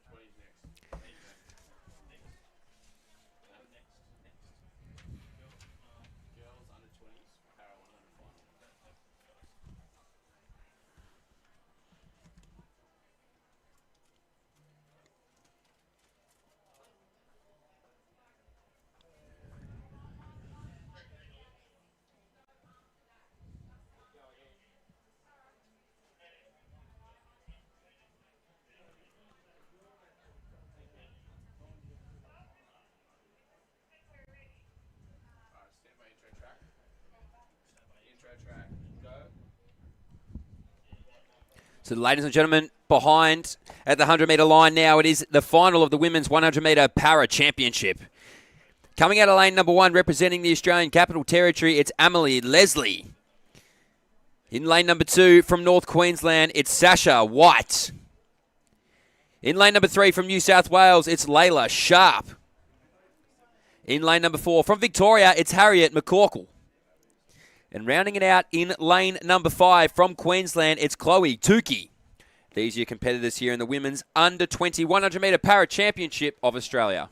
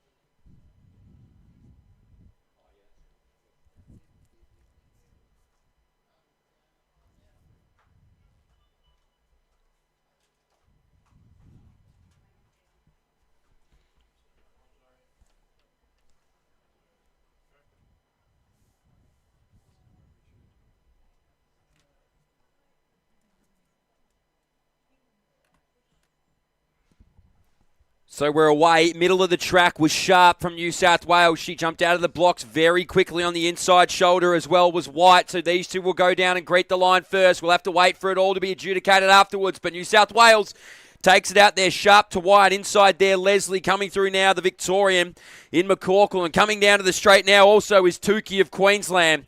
So a variety of different categories here for the Para 100-metre championships. It's Chloe Tukey, though, coming down the Queenslander. 31.6 is her personal best, so she'll make her way to the line here. Chloe Tukey, she'll get there. We'll have to wait on the times, but the Queenslander crosses it now. And that's your women's under-20 100-metre para championship of Australia. We will wait for all of this to be categorised by our judges. But congratulations and great racing here by the women's under-20 para 100.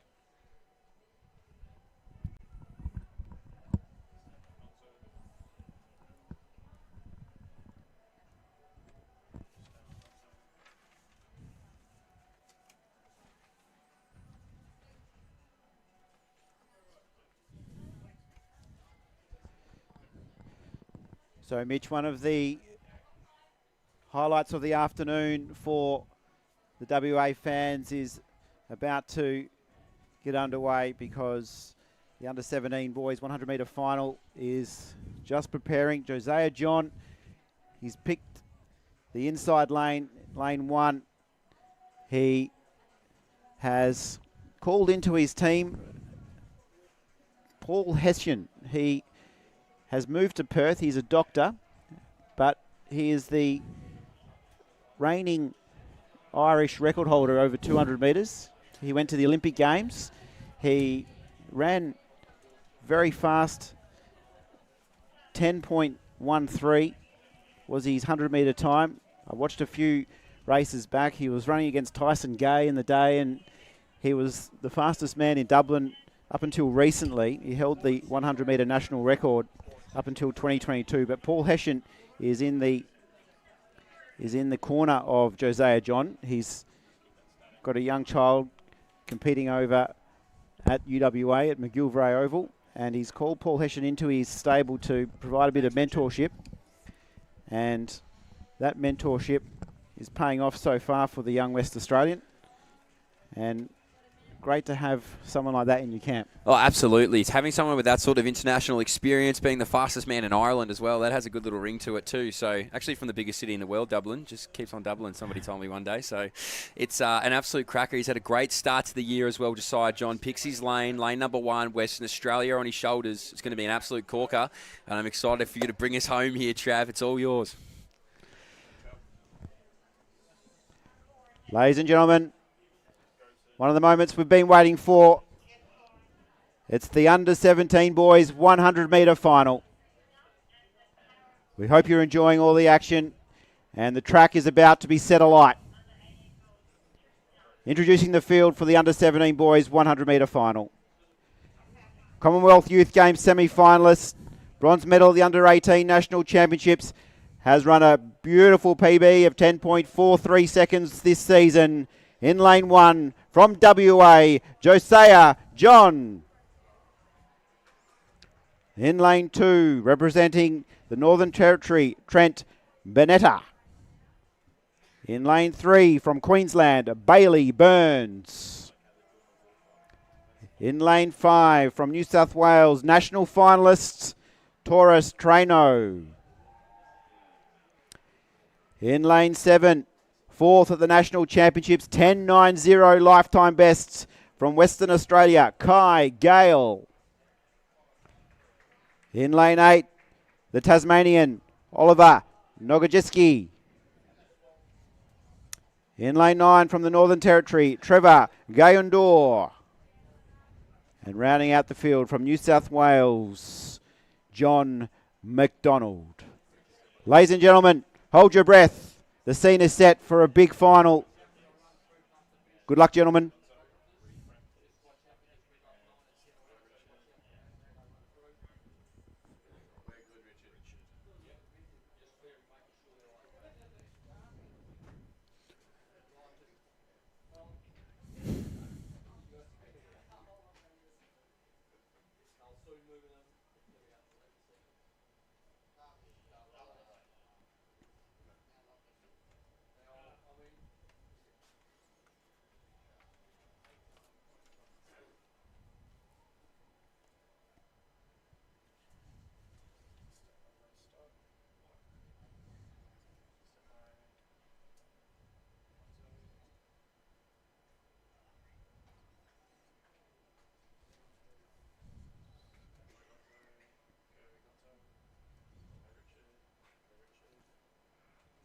Josiah John got a great start, as did Bailey Burns. Taurus Traino also going strongly. But Josiah John starts to put his ascendancy, and he's the best in the West, and he's the best in the country. He'll take the national championship. And that is a new all-schools record time too. He beats Fred Martin's 10.67 from 1982. He's under the World Junior qualifying mark of 10.55. And Josiah John is the best in the West, and he's the best in the country.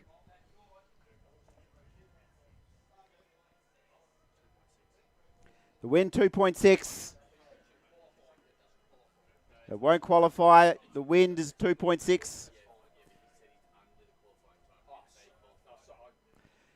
It is a meet record. It defeats the Fred Martin record from 1982, which has stood since 1982. That time was 10.67. And Josiah John will put his name in the record books for the 100-metre final. Mitch? Well, that was ultra impressive. Josiah John, I mean, seriously, to have the weight not only of the country but your home state on your shoulders and to deliver something like that, that is ultra impressive. As you mentioned, he dips under that World Junior qualifying marker. He breaks the championship record. Obviously, all has to be ratified, but truly remarkable. And he just got out of those blocks like a bullet out of a gun, didn't he? He wasted no time to assert himself into this race. And as you said, best in the West, best in the country. A great run from Josiah John. We're going to go down to a ceremony. Ceremony track go.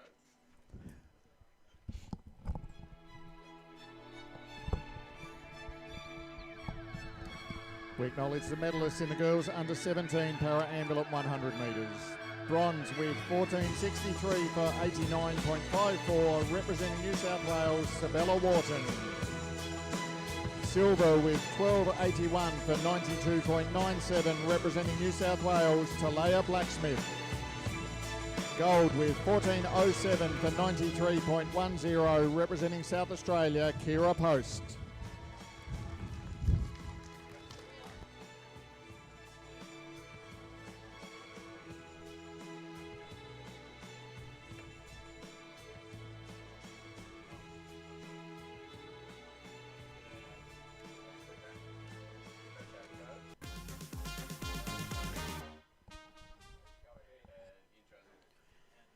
So, ladies and gentlemen, on the track now is the final of our women's under-17 100 metres.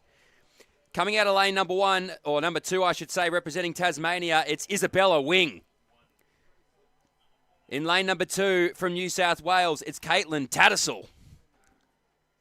In lane number four from Queensland, it's Ebony Onkongwo. In lane number five from New South Wales, it's Maya Madden Khan. In lane number 6 from Victoria, it's Armani Anderson. In lane number 7 from Queensland, it's Michaela Webb. In lane number 8 from Victoria, it's Gina Davey. And rounding it out in lane number 9 from Western Australia, it's Alara Leone. These are all your competitors here in the women's under-17 100-metre championship of Australia.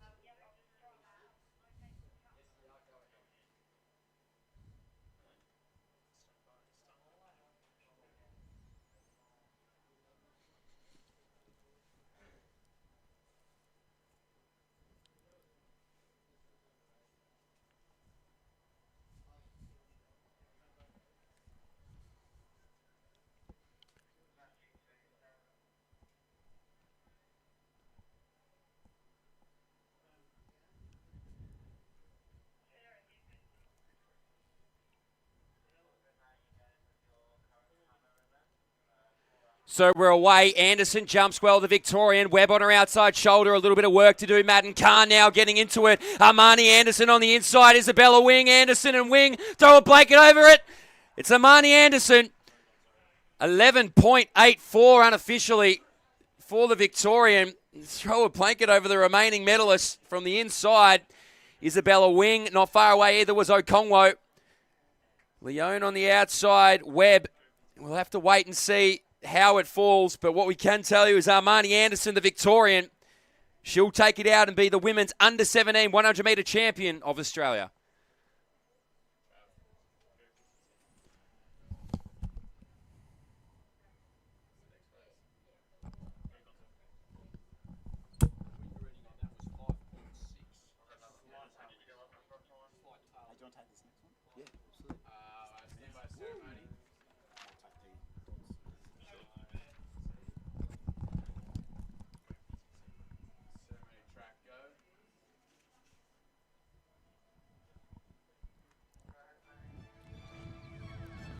We acknowledge the medalists.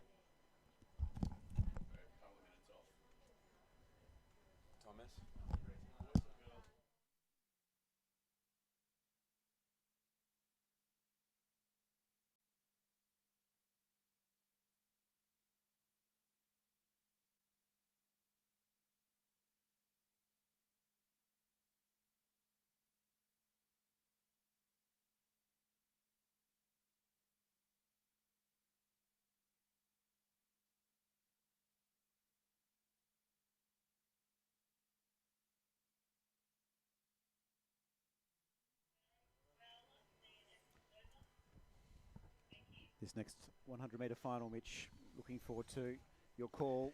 Cody Hasler, 10.58, fastest PB in the field, impressive in the heats.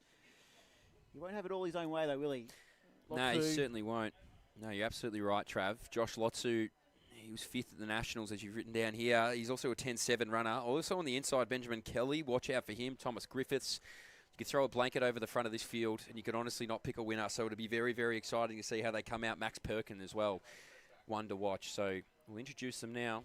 It's your men's under 18. So, ladies and gentlemen, on the track now at the top of the 100 metre marker, it's the men's under 18 100 metre championship of Australia. In lane number 2, representing New South Wales, it's Benjamin Kelly. In lane number 3, from South Australia, it's Thomas Griffiths. In lane number 4, from Queensland, it's Josh Lotsu. In lane number 5, from New South Wales, it's Cody Hasler. In lane number 6, from Victoria, it's Luca Sebastiano. In lane number 7, from Tasmania, Max Perkin. In lane number 8, from South Australia, it's Gaman Pay. And rounding it out in lane number 9, from Western Australia, it's Aidan McDonald. These are all your competitors here in the men's under 18 100 metre championship of Australia.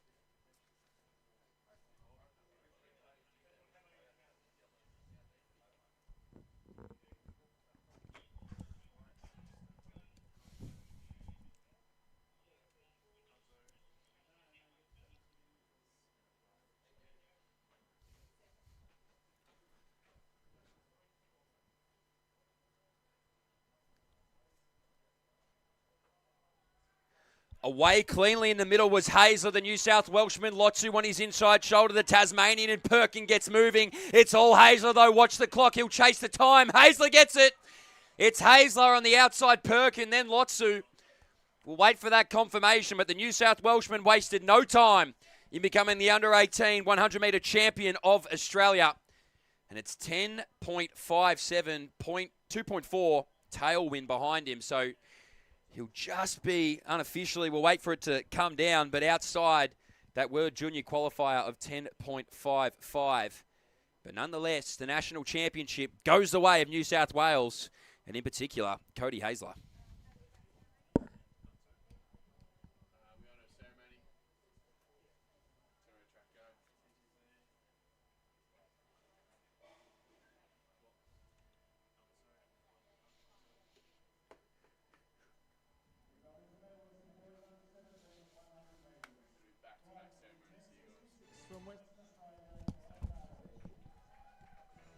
Silver in 10.62 from New South Wales, John McDonald. Gold in 10.42 from Western Australia, Josiah John.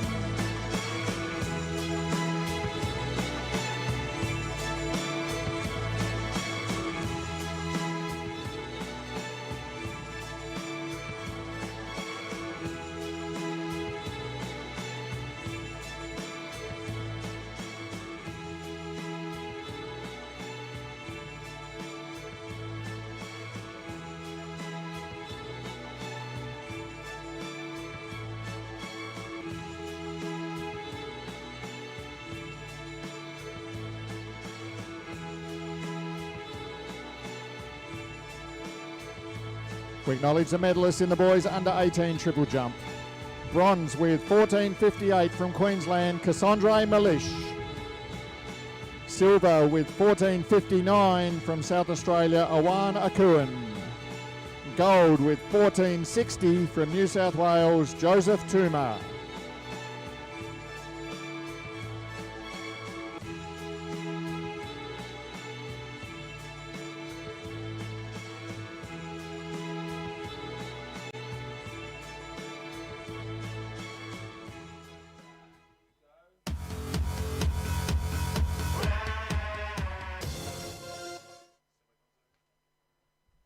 Ladies and gentlemen, it's time for our next big final. It's the under-18 girls 100 metres. What a lineup we have for you. Championship record stands at 11.36 seconds. Here is your field. In lane 2 from New South Wales, Jacinta Lampret. In lane 3 from South Australia, Amelie Burge. In lane 4, representing Victoria, third at the National Championships, Grace Kelly. In lane 5 from New South Wales, fourth at the National Champs, Summer Harrison. In lane 6, the Queensland All Schools champ, Kira McGregor. In lane 7, the 100, the 200 metre WA state record holder, the defending All Schools champion from WA, Olivia Dodds. In lane 8, seventh at the Nationals, Grace Ainsworth of WA. And rounding out this field from Queensland, Marissa Hanlon. Ladies and gentlemen, all quiet for the start, please.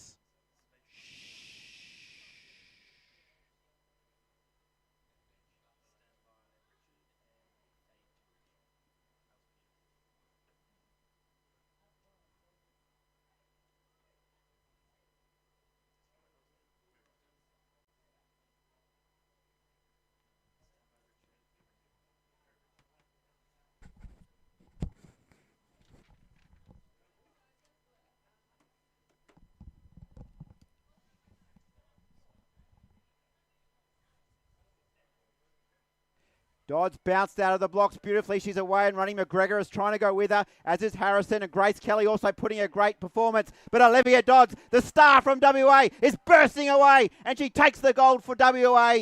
She's the best in the West, and now she's the best in Australia. The win 2.3, the time 11.48.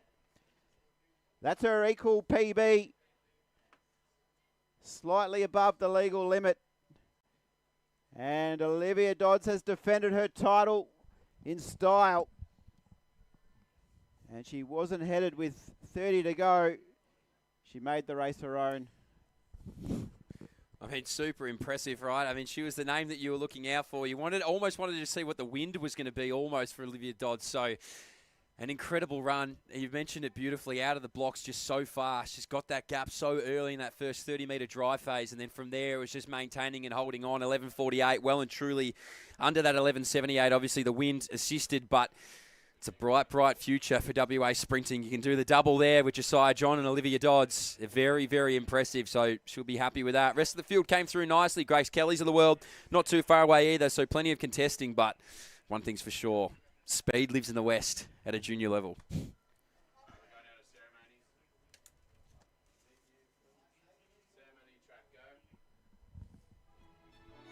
We acknowledge the medalists in the girls under 17 100 metres. Bronze in a time of 12.03 from Queensland, Ebony Onkonkwo.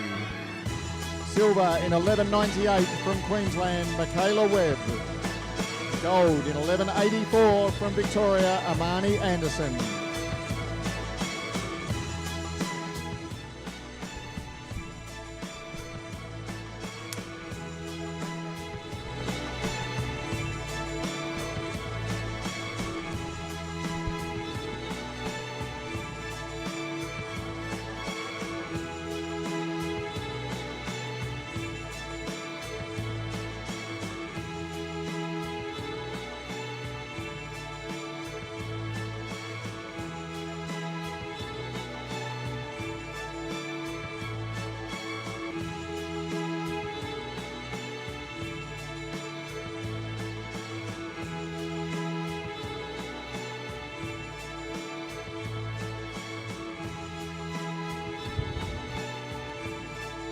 We acknowledge the medalists in the boys under 18 100 metres. Bronze in 10.72 from Queensland, Josh Lotsu. Silver in 10.69 from Tasmania, Max Perkin. Gold in 10.56 from New South Wales, Cody Hassler.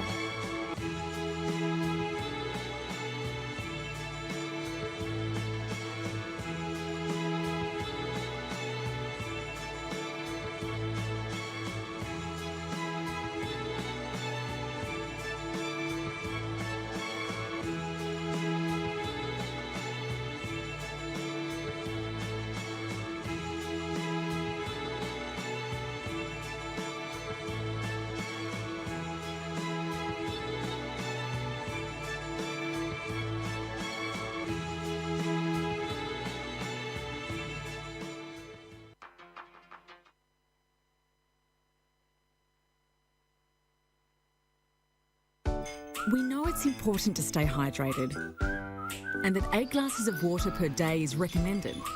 Though for many of us, that's easier said than done. That's why more Australians are making Hydrolite part of their daily rehydration routine. Hydrolite is scientifically formulated to rapidly rehydrate faster than water alone, with products suitable for every member of the family, so you can embrace life's everyday moments. You'll find the Hydrolite range for a great price every day at Chemist Warehouse.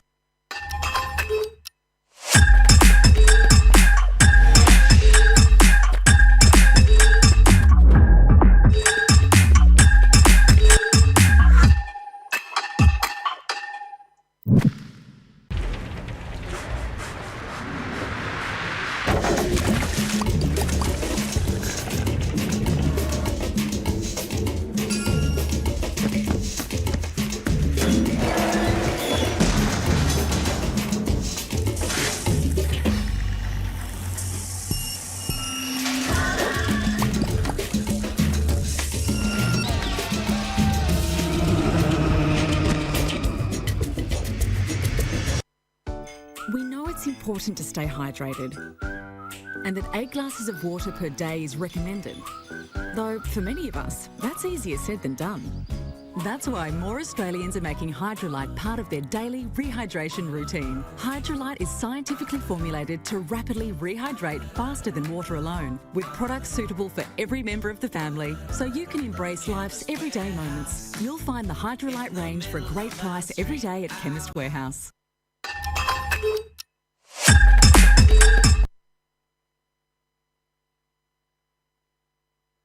We acknowledge the medalists in the girls under 18 100 metres. Bronze in 11.92 from New South Wales, Summer Harrison.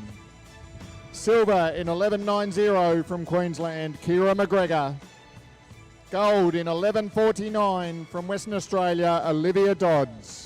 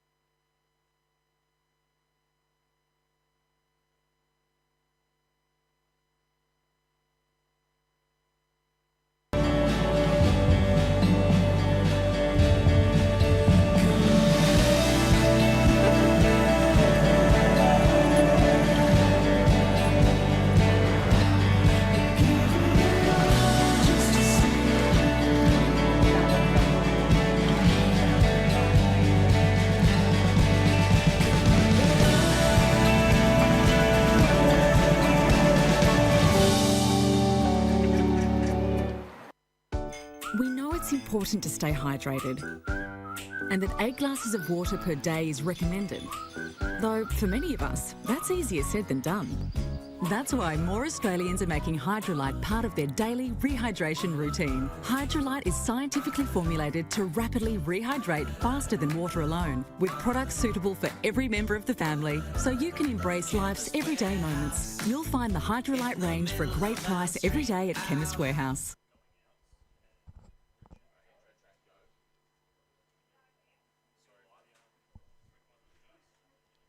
So, ladies and gentlemen, behind their blocks now, we've seen the 100s. Time to step it up a notch and go to the 200s. It's the men under 15 200-metre championship of Australia. Starting out of lane number 1, representing North Queensland, it's Matthew Green. In lane number 2, your Western Australian, it's Max Drayton. In lane number 3, also from North Queensland, it's Tamiana Fadiaki. In lane number 4, from Queensland, it's Simeon Anstey. In lane number 5 from Victoria, it's Matthew Malias. In lane number 6 from New South Wales, it's Lachlan Burns. In lane number 7 from Victoria, it's Cooper Brancastiano. And in lane number 8, representing Queensland, it is Jackson Frost. And on the outside, in lane number 9, representing the Australian Capital Territory, it's Daniel Nawiobi. These are all your competitors here in the men's under 15 200-metre championship of Australia.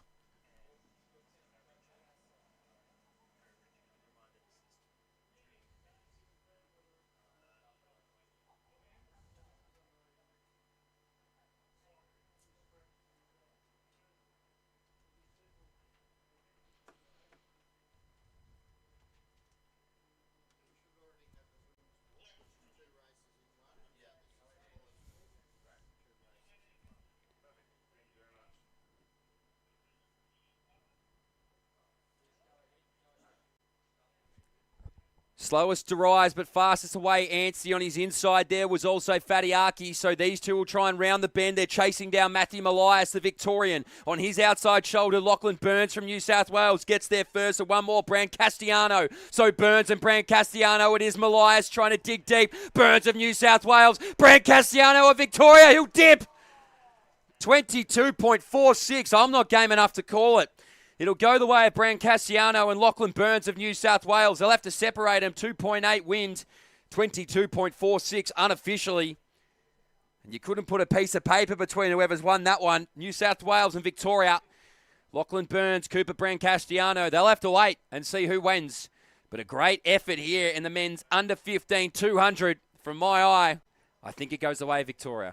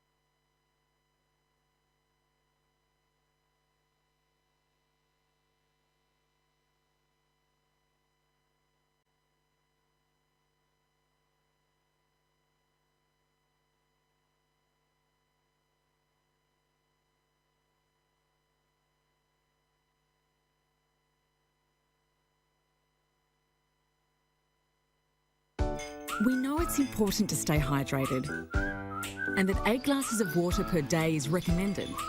Though for many of us, that's easier said than done.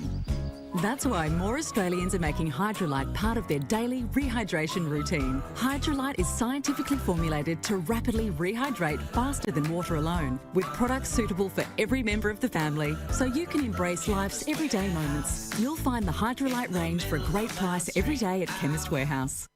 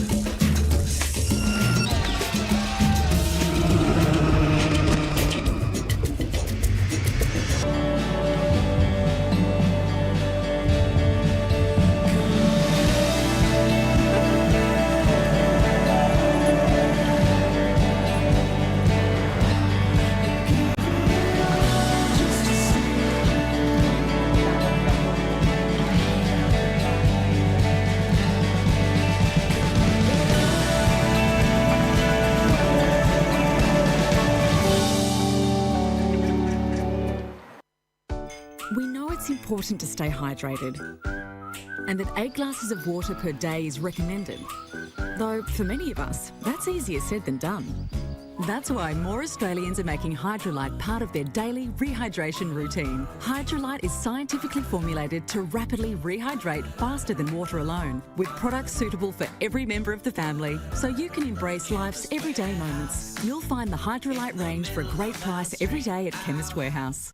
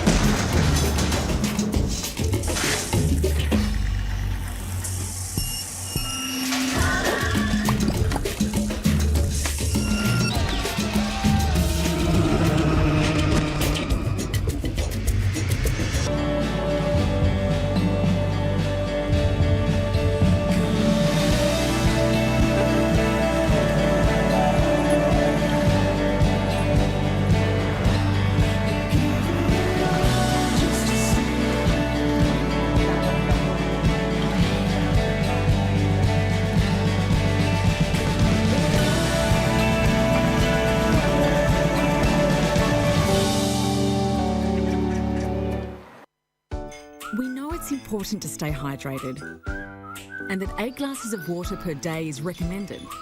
Though for many of us, that's easier said than done. That's why more Australians are making Hydrolite part of their daily rehydration routine. Hydrolite is scientifically formulated to rapidly rehydrate faster than water alone, with products suitable for every member of the family, so you can embrace life's everyday moments. You'll find the Hydrolite range for a great price every day at Chemist Warehouse.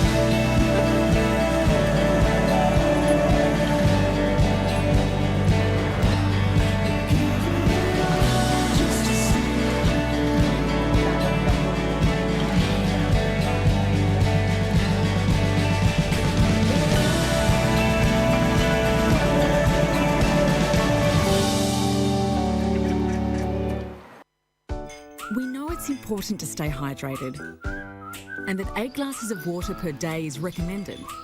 Though for many of us, that's easier said than done. That's why more Australians are making Hydrolite part of their daily rehydration routine. Hydrolite is scientifically formulated to rapidly rehydrate faster than water alone, with products suitable for every member of the family, so you can embrace life's everyday moments. You'll find the Hydrolite range for a great price every day at Chemist Warehouse.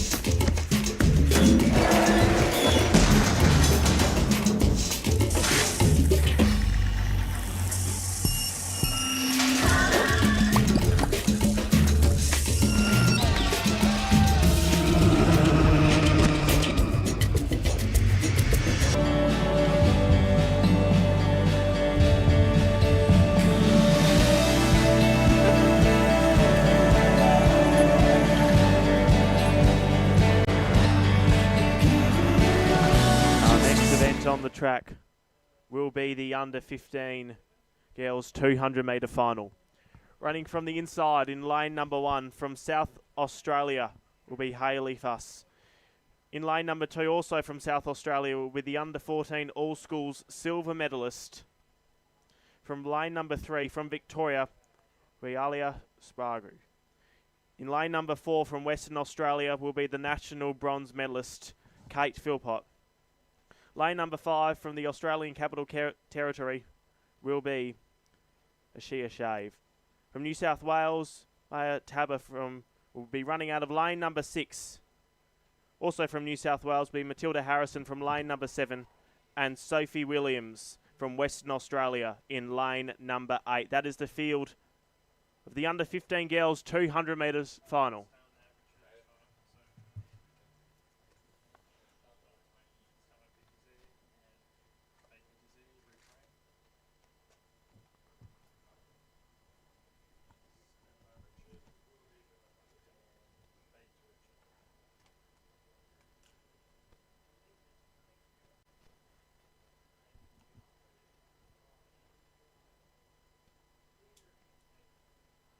Cleanly away, the best was Sprug right on the inside. Also doing nicely, very out wide it is Harrison as they make their way through the bend and into the home straight. Spargre's had a great run and she'll lead them into the home straight. Also doing nicely is Philpott and Shave in the middle. Down they come. Taber's right up there. She's gone past the rest. She has the finish line in her sights. Philpott and Shave presenting a challenge, but it will be Taber that wins it with Philpott the silver medal. And Shave the bronze medal. The nation's capital, 24.09 with a plus 4.6 behind them.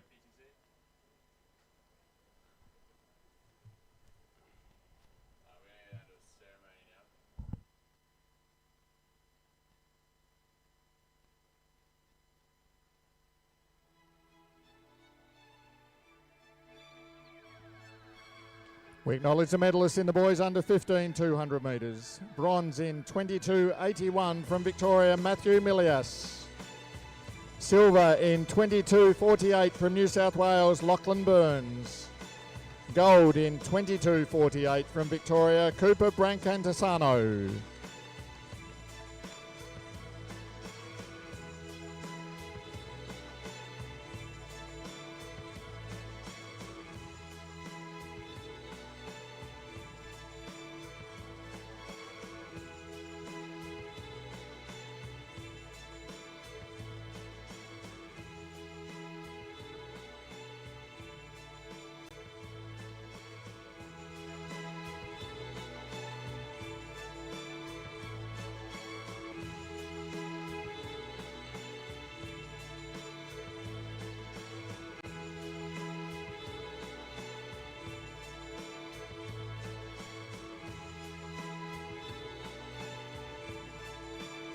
We acknowledge the medalists in the girls under 16 hammer throw.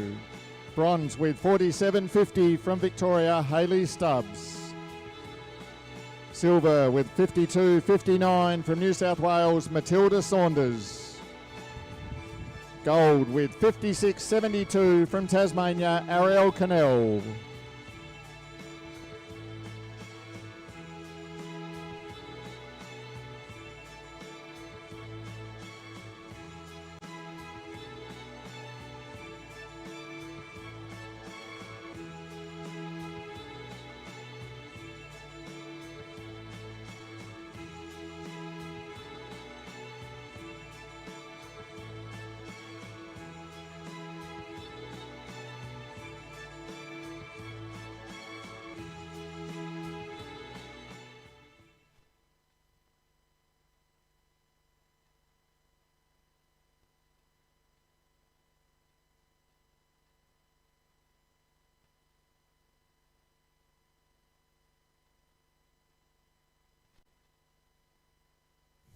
So, well, we're about 3 minutes. Let's call it 3 minutes because we run on time here, and it is absolutely magnificent, all the things that go on behind the scenes in and amongst the national championships. But it's our men's under 16 200-metre final, and there's some fast young men in this field. Let me tell you, Seth Kennedy of Queensland, he's a 21.5 guy at his best. The man who might have even looked the best inside the heats was the Victorian in Follis Kirby, and so too Cooper Wilson from New South Wales. They were very impressive. Western Australia's own Syrian Doyle, obviously, as well, was great in those heats, but they'll be the main competitors to put some heat on this Queenslander, Seth Kennedy, who is a great athlete, and he's already decorated in his young career, but he just looked like he wasn't quite running at the cadence, running at the speed that we're so used to seeing this young talent run at. Not to suggest that he can't turn it on here in the finals, but I think there's a few more around him here at the moment, Ethan, that might be able to challenge him and pull off something amazing. No, you're right. The pressure will come at the start early from Doyle. He gets good starts. He can lead off the bend just into the home straight. That might be where some challenges are issued from the other competitors from him, and they might overcome him. As you mentioned there, Seth Kennedy, a 21.5 runner. You cannot look past that, no matter what the heats might say. So, Ethan, no more sitting on the fence, all right? Yes. There's no more of that. We're not doing that. Okay. I need you to pick a winner, and I want you to tell me why. Who's it going to be? Is it Seth? We go the safe option. We say the fastest man in the field is going to come home with a gold medal. Or do we look around him and say, geez, this guy looked better in the heat. Maybe he's going to be the one to step up. What grabs your eye? Well, that 21.5, you just can't go past it. I mean, the next best in the field is a 21.8. Albeit it is early on in the season.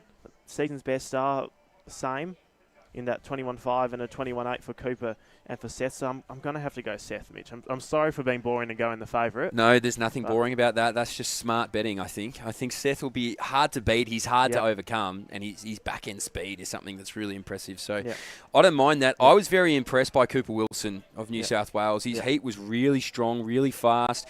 Look, as a Victorian bias, I don't want to have to show it, but Follis Kirby was good as well. I think there's a lot of men around him that might be able to challenge him should it come down to it. But you're going to go Seth.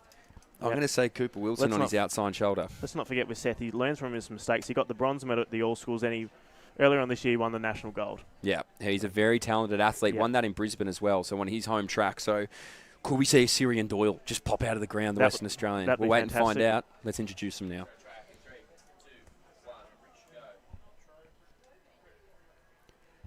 So, ladies and gentlemen, behind the blocks now is the men's under-16 200-metre championship of Australia. Coming out of lane number 1, representing South Australia, it's Max Thompson. Coming out of lane number 2 from the ACT, it's Aidan Ayan. In lane number 3 from Western Australia, it's Syrian Doyle. In lane number 4 from Queensland, it's Seth Kennedy. In lane number 5 from New South Wales, it's Cooper Wilson. In lane number 6, the Victorian, it's Thomas Follis Kirby. In lane number 7, also from the ACT, it's Tobias Drummond Templeton.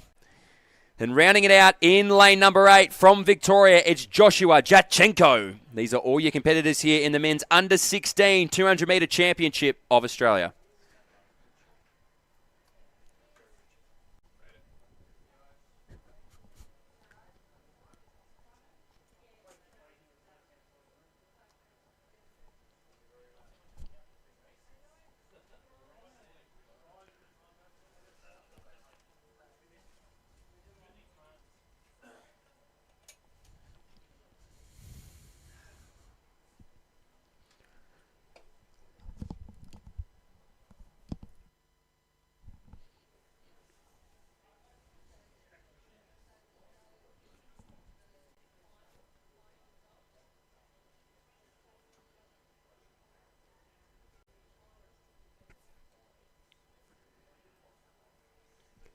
The under-16 men are away. Queenslander's Seth Kennedy work to do to get up inside of Cooper Wilson. He started with blinding pace. The Victorian on the inside as well is starting to move. So Syrian Doyle, the Western Australian, a bit further back. Brancasiano on the outside. Jachenko, actually it is, starting to move. Seth Kennedy now on Wilson. Wilson on the outside. Kennedy on the inside. Starts to come late. 21.49. 4.8 tailwind, so it won't be legal, but 21.49. And I think maybe Seth Kennedy on the inside of Cooper Wilson there. Geez, his back 50 was impressive, the Queenslander. He won the Nationals at the start of the year, and I think he wants to do the double in 2023. We'll have to wait for it to officially come through. Seth Kennedy and Cooper Wilson battling it out there. Joshua Jachenko on the outside, the Victorian as well, close. But those two will have to wait and see who's your gold medalist in the men's under 16 200 metres.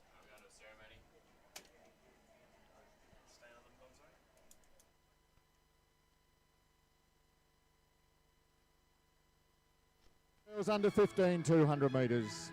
Bronze in 24.77 from the ACT, Aisha Shave. Silver in 24.64 from Western Australia, Kate Philpott. Gold in 24.09 from New South Wales, Maya Tabor.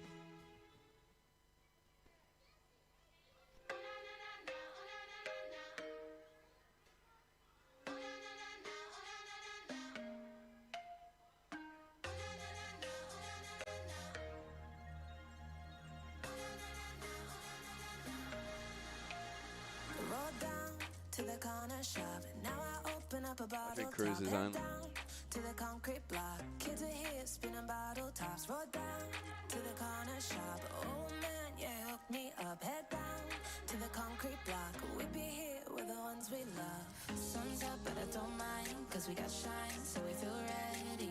Dust on, but we feel fine. Got our shoes off, getting real sweaty. Not you, not them, nothing compares to this. Be here, not them, the land of warriors. So I can tell you, it was Wilson, the New South Welshman, who got there by 0.02 of a second ahead of Kennedy. So sensational racing there. Just got the nose on the Queenslander.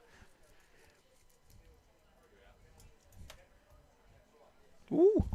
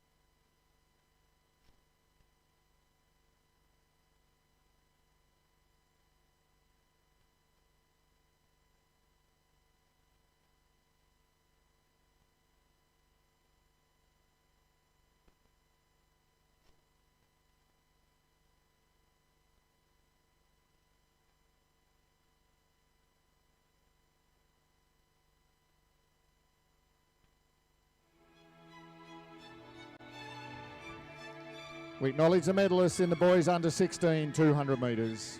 Bronze in 21.86 from the ACT, Tobias Drummond Templeton. Silver in 21.52 from Queensland, Seth Kennedy. Gold in 21.50 from New South Wales, Cooper Wilson.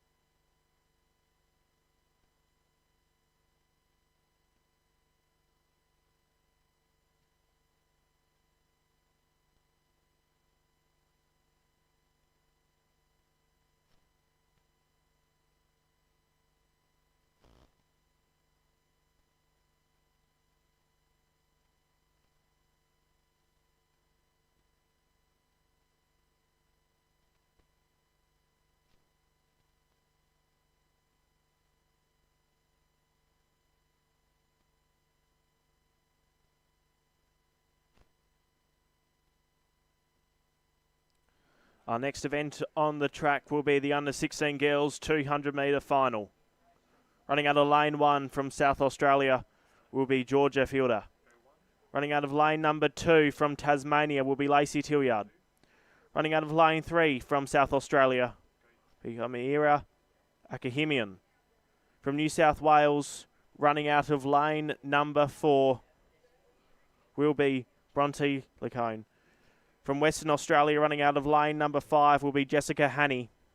From Queensland, running out of lane number 6 will go the national champion, as well as last year's under-15 all-schools champion in Amir Mears. From Queensland, running out of lane number 7 will be Holly Bradford. And to round out the field, from New South Wales in lane number 8 will be Tamin Lamprey. That is the lineup. Under 16 girls 200-metre final is next on track.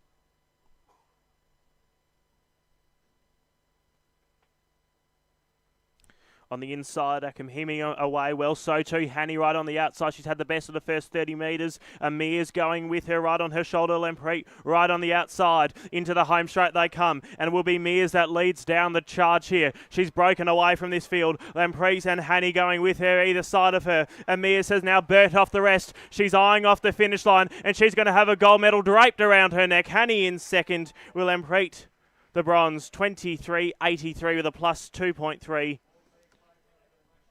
She has dipped under the World Junior qualifying time before. She has again, this time illegally though. But well done to Mears. Defended her title from last year and proves once again that she's the best in the nation over the 200 metres for this age group.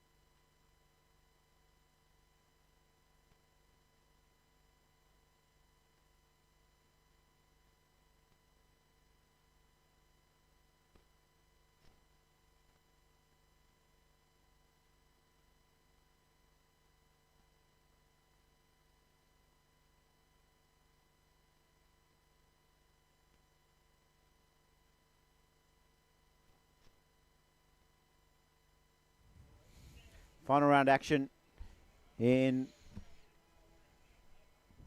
the triple jump for under 18 women. Currently leading the competition, Zoe Chester. She'll be last to jump in the 4th round. Molly Fraser currently in silver, 12.08. Teresa Anthony, 11.72, holding down the bronze. Fuentes, 10.38. 10 metres 38, her best jump so far.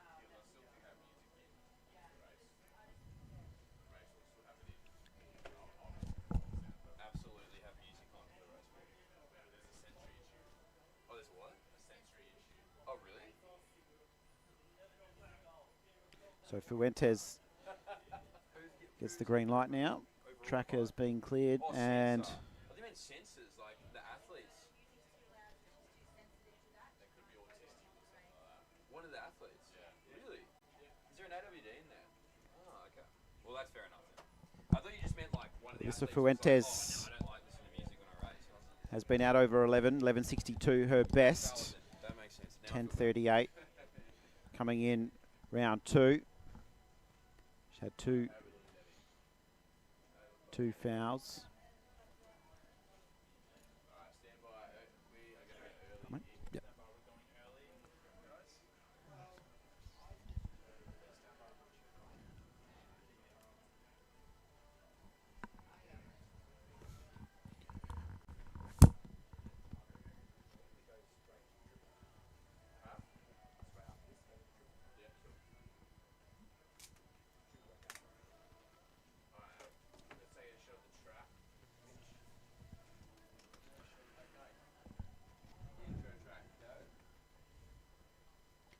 So, ladies and gentlemen, behind the blocks now is the final of your women's under 14 80-metre hurdles. Coming out of lane number 2 from Western Australia, it's Alea Garvin. Out of lane number 3 from Victoria, it's Phoebe Polizzi. In lane number 4 from New South Wales, it's Hannah Sorojevic. In lane number 5, also from New South Wales, it's Allegra Little. In lane number 6 from Victoria, it's Jemima Hood. In lane number 7 from South Australia, it's Mia Ehrlich. In lane number 8 from Queensland, it's Kiana Gerstenberger. And rounding it out in lane number 9 from Western Australia, it's Molly Brayshaw. These are all your competitors here in the women's under 14 80-metre hurdle championship of Australia.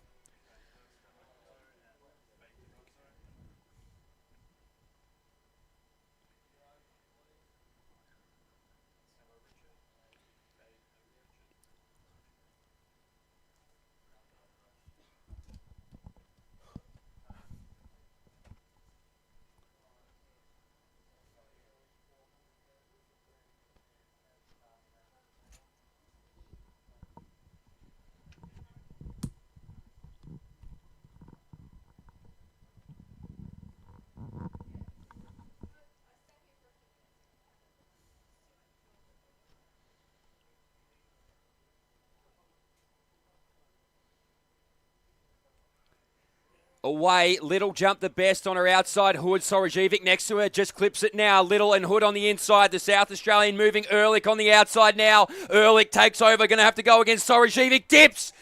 New South Wales, Sorojevic from Ehrlich on the outside. And in the middle, it was Allegra Little, who just unfortunately gets through. And we'll have to wait and see who it is officially that gets the win there. But sensational racing from the women's under 14 80-metre hurdles championship of Australia.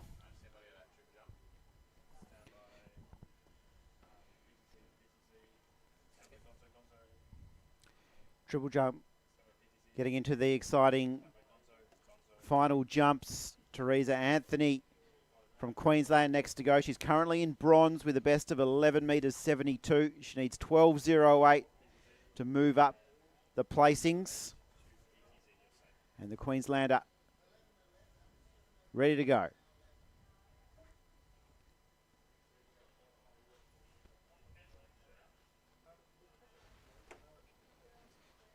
Looks pretty good through the phases, but has just overstepped coming into the takeoff, and the red flag goes up for Teresa Anthony. So she'll finish in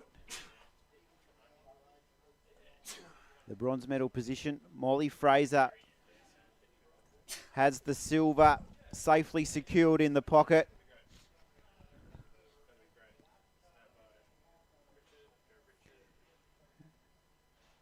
$12.08, Molly's best today. That came in the second round. She's had a foul in round 1, a foul in round 3. She needs 12.47 to claim gold here. This could be a big moment for Molly Fraser of Victoria. What is she able to do here?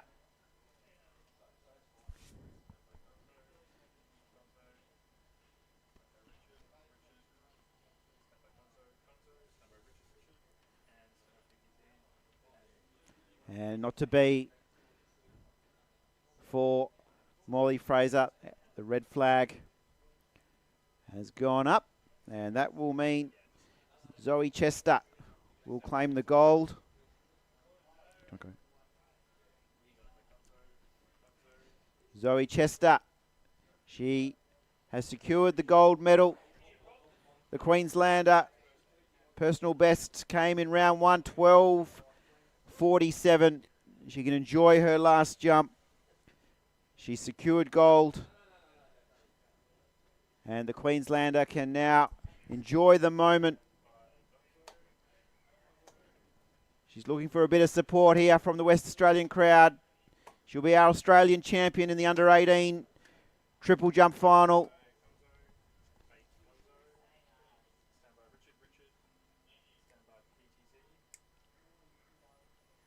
And a nice way to finish too for Zoe Chester. The white flag goes up. She's our Australian champion, ladies and gentlemen. 12.47 winning the gold medal. And the Queenslander will win ahead of Molly Fraser of Victoria, and the bronze to Teresa Anthony in 11.72 to conclude the under-18 girls triple jump.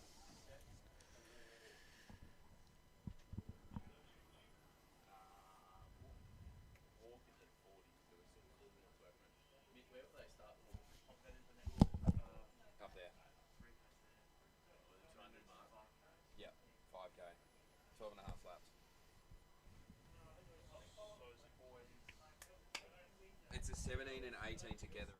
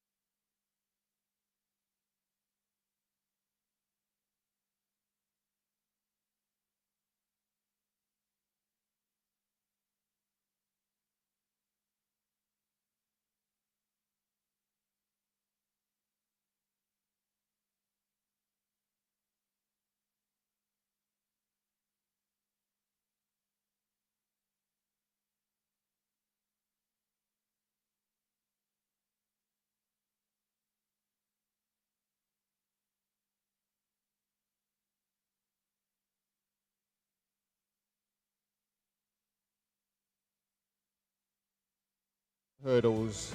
Bronze with 12.57 from New South Wales, Allegra Little. Silver in 12.45 from South Australia, Mia Ehrlich.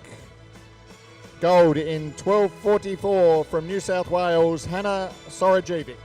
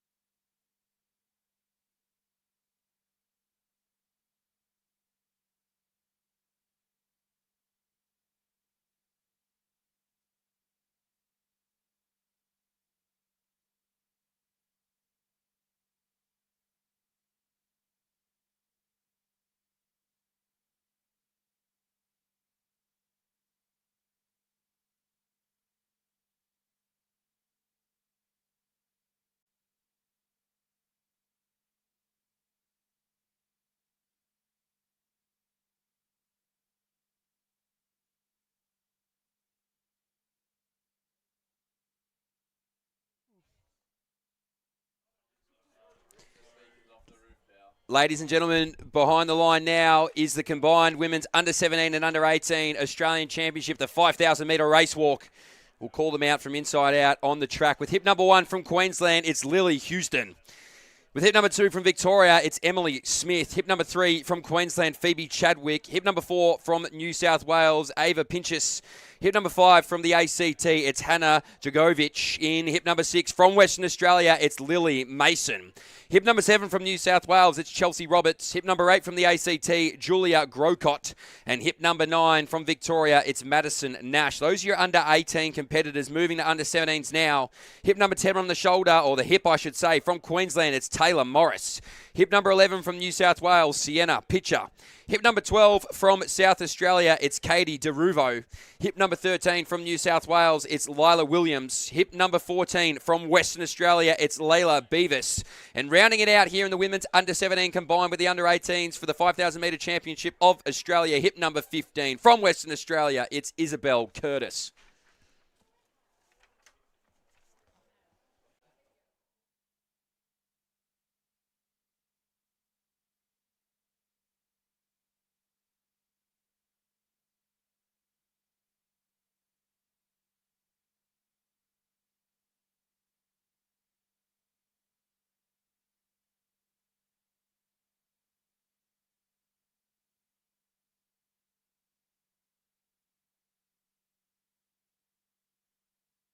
So we're away.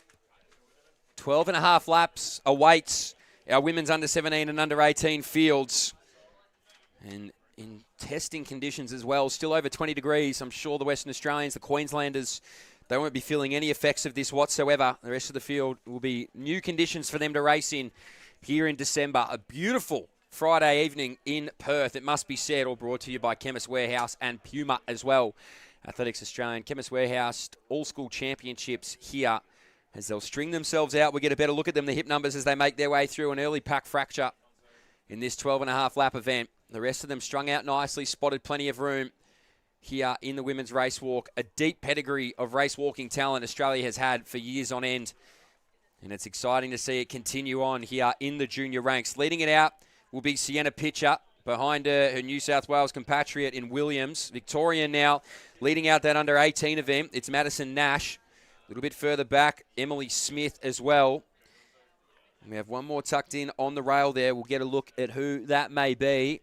And I think it might be Chelsea Roberts, the New South Wales athlete. So this is the opening pack. They've managed to put 10 to 15 metres into the rest of the field early. So this group will try and work to get a pitcher out off the front of it. More than happy to do the work by herself from New South Wales. One of the faster ones coming into this race as well, it must be said. Sienna Pitcher at 23.52 to her name. So a very handy race walker herself. Older sister, an Australian representative too. So I'm sure she'll be watching on. But Sienna Pitcher will go through this opening lap here. And the clock indicating a 54.91. I think that might be incorrect, so don't go off that. But a lot of walking left ahead of them here, Ethan, but this group out in front looking really smooth as they now chase down Sienna Pitcher. Yeah, they certainly are. Sienna Pitcher, Mitch, she's the, as well as being the under-17 all-schools state champion for New South Wales. She won the silver medal at the national championships a bit earlier on this year, and then she won the silver medal in this event last year. So she's come out with a vengeance, set the pace early, and she's giving them plenty to chase. So they come down the home straight once again. When they cross the line, they'll have just a mere 11 laps remaining for them. Nash has moved herself up into second spot overall.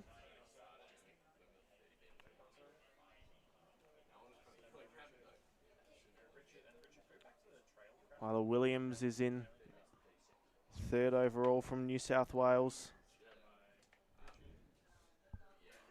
Great quartet of walkers they've got here. New South Wales, they've really set the pace up early. They go through under 11 laps remaining for them.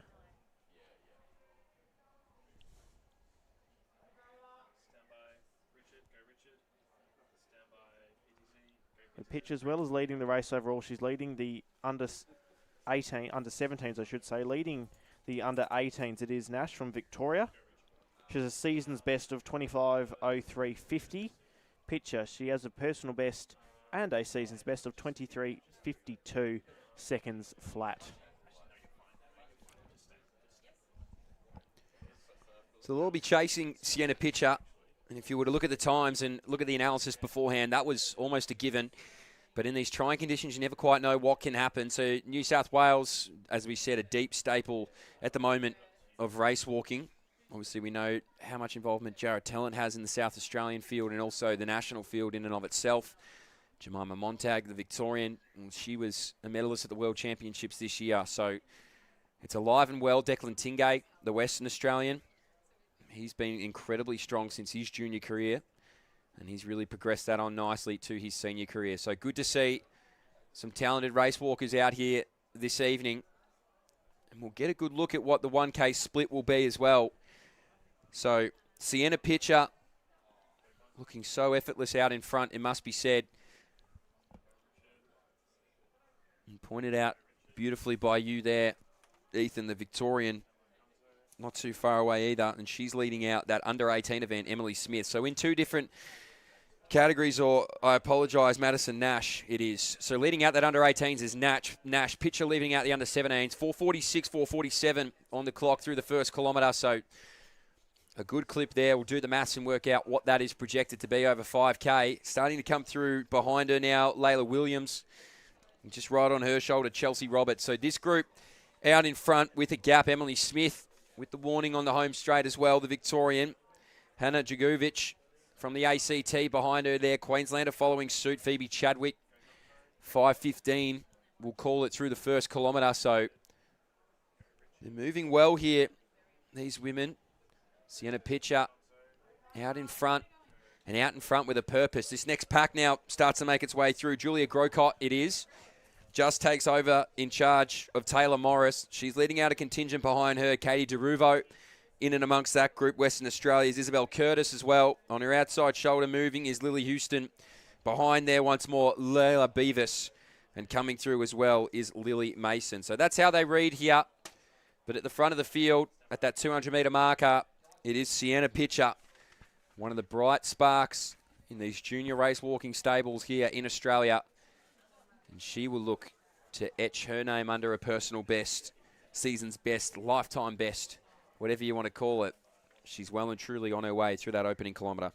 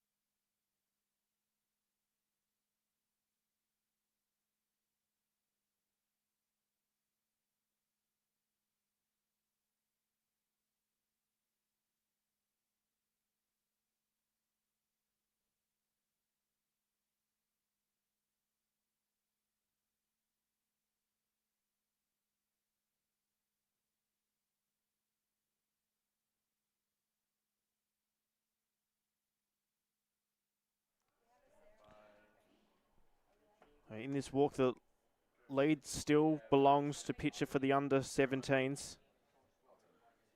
Lila Williams has a personal best of 26:49.40.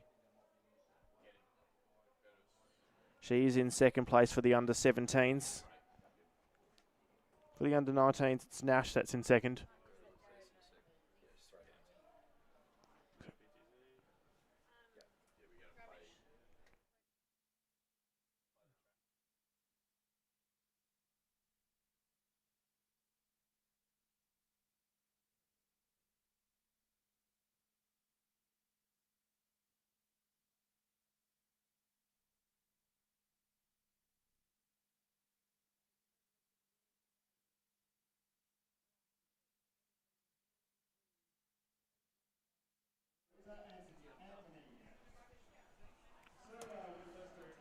And they'll come down the home straight once more. Only 8 laps to go remaining for Our leader in picture, very experienced walker she is, Mitch. We can just look at the credentials of her. It is truly amazing. She's the national silver medalist. She won the all-school silver medalist for the under-17s last year. Just a few months ago, she won the gold medal in her age group at the state all-schools ahead of Lila Williams, who's also doing very well. Absolutely. I mean, I'm not joking when I say the depth in race walking is probably at some of its strongest we've seen in Australian history, and that's saying something given the amount of medals that we've been able to claim at major championships and so on and so forth. So Sienna Pitcher, as I said, one of those bright sparks that's just starting to carve her name into the talkings and the rumblings of these world junior teams, these world youth teams, and moving and progressing on from there. So it's a real treat to be able to watch a talent like this out on the track. And Sienna Pitcher, she was always going to be the target. She had it drawn on her back from the moment the gun went off. And there's only one that's going to be willing to try and roll with it and move with it, and that's in our under-18 event. So keeping in mind Sienna Pitcher is younger. She's under 17. She's in and amongst some under-18s here. Madison Nash, the Victorian, is leading out this under-18 event and walking really nicely as well, to be said. So just watch out for Sienna Pitcher and what she does over the next couple of years, because I think it'll be very exciting. Also, the good thing about race walking is that they have these World Race Walking Cups. They have these circuits that they can go and do in Japan. They're starting to get a bit more exposure and a little bit more opportunity to be able to get out and strut the Australian style. And, you know, a lot of these athletes as well are really close. That race walking community is so tight-knit, and they're so passionate about the athletes and the sport. And I often say this, it's very underrated in and amongst the Australian athletic circuit. And it's great to see Sienna Pitcher putting on here this evening on a beautiful night in Perth. So she'll come around and now bring up the tail of this field. So that's just another indicator of how fast she is walking. And she has an incredibly quick personal best to her name, 23:52. She's on track to go underneath that at the moment.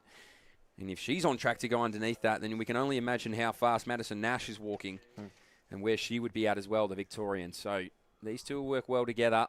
And Nash can now just work off the back of our early race leader. And if you've never watched the race walking before, you have to have one straight knee underneath you and 1 foot of contact at all times. You can get 3 warnings. You get put in this sin bin, as you might see it on the home straight. All those cones aren't just out there for decoration. You do spend some time in there. And if you come back out of that and you get one more, you're out. So it is a new rule that's been developed over the last couple of years in the race walking circuit. We saw Declan Tingay suffer it at the World Champs in Eugene, and he came out and bounced back over in Budapest this year. But these girls will want to stay out of that sin bin if they can, and all seem to be walking pretty cleanly at the moment, Ethan, which is great news. Certainly is. Just on screen now, Chelsea Roberts has progressed her way up. She's surpassed Lila Williams. They are in different age groups, though, so it is all on pride. And for our leader, there is still about 6.5 laps remaining, so there is a lot that could happen. But to win a national medal, to win any medal, is fantastic, and to be able to do that competing against an age group above you, that is special. So we've still got plenty to happen, but right now on track it is all Sienna Pitcher at the moment.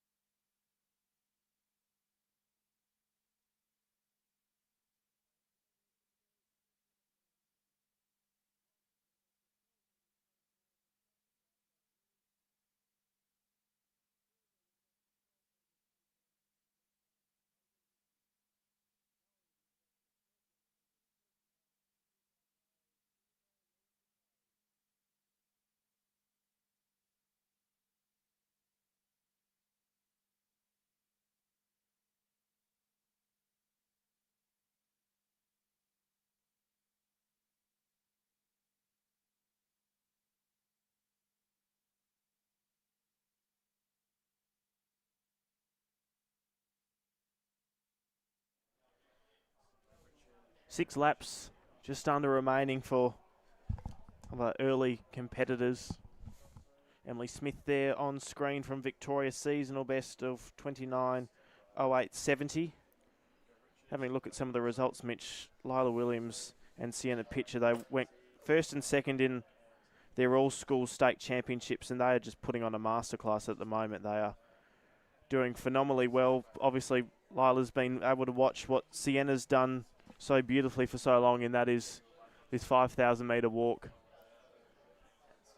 And good to see that Lila is drawing inspiration off her fellow competitor in Sienna. Sienna very highly credentialed, and Lila is certainly making herself known in this race. It is all Sienna at the moment, but Lila, she definitely deserves a lot of attention put on her because she is walking fantastically. Oh, without a doubt. I mean, it's great to see. Sometimes when you look at these events and you think like, oh, I could probably do that. You can't. They're just making it look so effortless and so easy that you start to sit back in your chair at home or even up in the booth and you go, I could probably walk at that pace. These guys are walking at a decent clip. These women are walking under 5-minute K pace. Now, you put that into your average park run, you put that into your average hobby jog, they're dusting you. They're leaving you behind them. So Sienna Pitcher and the rest of this field, they're putting on a great display of race walking here this evening, and it's honestly mesmerising to watch her as she moves up this back straight now. Not too many are opting to grab a water or to be able to step out on the track and cool themselves down, so thankfully it's not at that level of heat that some people anticipate in Western Australia, myself included, but Sienna Pitcher doing a great job, and as we said, Madison Nash, the Victorian, she is just moving so effortlessly and so smooth there. Back a little bit further, we have one now go out and grab some water. So hydrate, dump it on your head, put it in your hat, whatever you need to do over these endurance events, because it can be a little bit taxing as this field now makes their way through. So when Pitcher comes around, if you're wondering where she is on the track, as now we get a flash of Hannah Jogovic, the ACT athlete. She'll be coming into this home straight very shortly, the race leader. And you can see on the clock there, 5 laps remaining, 16.08 it is. And she'll come through on an impressive time frame. And Sienna Pitcher, well, it's worth mentioning as well, the Victorian in Nash hasn't really dropped all that far off the New South Wales woman. So it's Pitcher leading it out, and she's done it on her own. A very hard way to do any sort of endurance event, race walking included. And obviously she is class in and amongst this field, but it must be said that Madison Nash, the Victorian, she's kept herself within that frame. She hasn't let that elastic band or that invisible elastic band that endurance runners talk about, endurance athletes talk about, which is where it's that distance before you sort of give up on the chase. She's still within that at the moment. So takes a quick look at the watch and says, all right, maybe there's something here over the remaining 4 laps. It's certainly not over until it is over. In all events, Mitch, technique is important, whether it's on the track or on the field, but particularly in the walks, it is just critical to have incredible technique, not only in order to be able to perform at your best, but in order to, if you have the right technique, you can then maximise your performance on the track, and obviously you won't be disqualified. If you have the right technique, you can do it all perfectly. That's what we are seeing so many of our walkers doing with Chelsea Roberts in behind some of our competitors here. Just about under 4 laps are remaining for our leading competitors. As you see on screen, Curtis and De Rivio from South Australia and Curtis from Western Australia. Curtis Roberts, I should say, glides on past them. Final stages of this race. Only felt like just a couple of minutes ago that it started, and we're reaching the end very, very shortly as the clock ticks over just 18 minutes. Certainly hasn't felt like that. On screen now is Houston from Queensland. Also on screen is Morris. Both in different age groups. Morris is in the under 17 age group. Houston is in the under 18s.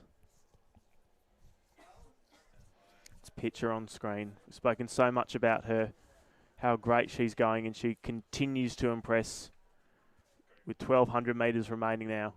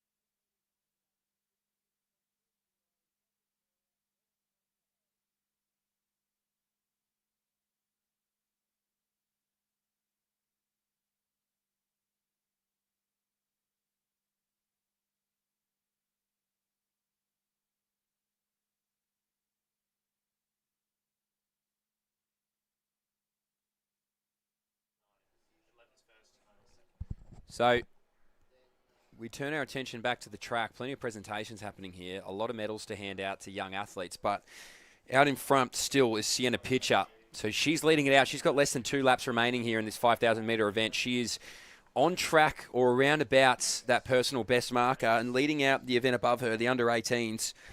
It is still the Victorian in Madison Nash. So the way that we see it, or I see it, I think, because there have been a few lappings going on out here as well, in that under-18 event, it's Nash back to Roberts and Djugovic sitting in third, I think. Bear with me if I've got that wrong as we work it out. And then Pitcher back to Williams of New South Wales. Third place, not exactly sure. That's Layla Williams, who Ethan was talking about earlier. Been very impressive and starting to forge her way in this race walking scene. But she's off the back at the moment of the race leader in Pitcher. And she has not alternated whatsoever. So we can see here, hip number 7, it's Chelsea Roberts. She's in second in the under-18 event with the cap on. Moving quite nicely. She'll have 800 metres to go in a moment's time. But it is Sienna Pitcher. She's leading it out for all comers, and not even just the all comers. She's leading it out for the under-17s as well. And Madison Nash, the Victorian, who's a little bit further back on our race leader. She is leading it out for the under-18. Second last time you'll see this here this evening, or in fact this whole weekend in this 5,000-metre walk. Sienna Pitcher coming down the home straight. She makes her way around a few more, and she'll hear the sound of the bell. She'll probably be outside just that personal best marker that we've been mentioning in the 23-minute line. And now she'll come down and hear the sound of the bell. So Sienna Pitcher, 1 lap remaining to add complications to it as well. She obviously needs to be safe in the way that she walks. She needs to be technically sound. Unsure whether she's got any cards or not, but she wants to make sure that she gets to this finish line unscathed. And now you hear one more bell. It goes the way of Madison Nash, the Victorian. She will, I assume, walk near or under a personal best as well, Ethan. So it's been great walking here, and you've been treated to an absolute spectacle in Perth. You certainly have. The distance might not be an issue from your fellow competitors, but it just depends how cool, calm and collected you are able to remain in the final stages of the race. We've seen the pace drop a bit, but not from our leader at all. Sienna Pitcher, 23:52 seconds flat is her personal best. The clock ticks over 23 and a half minutes. Nash charges down the back straight. 25:03 is her personal best. The Victorian. So Nash, she's the under-17 all-schools bronze medalist from last year. She won the silver medal at the national championships a bit earlier on. Similar credentials to what Sienna Pitcher has been able to do as she comes off the curve for the final time. After 4,900 metres, she eyes off the home straight. And she's walked an excellent race. Perfection from her. She swings wide. She goes home in lane number 2. With about 60 metres to go. She closes in on the finish line.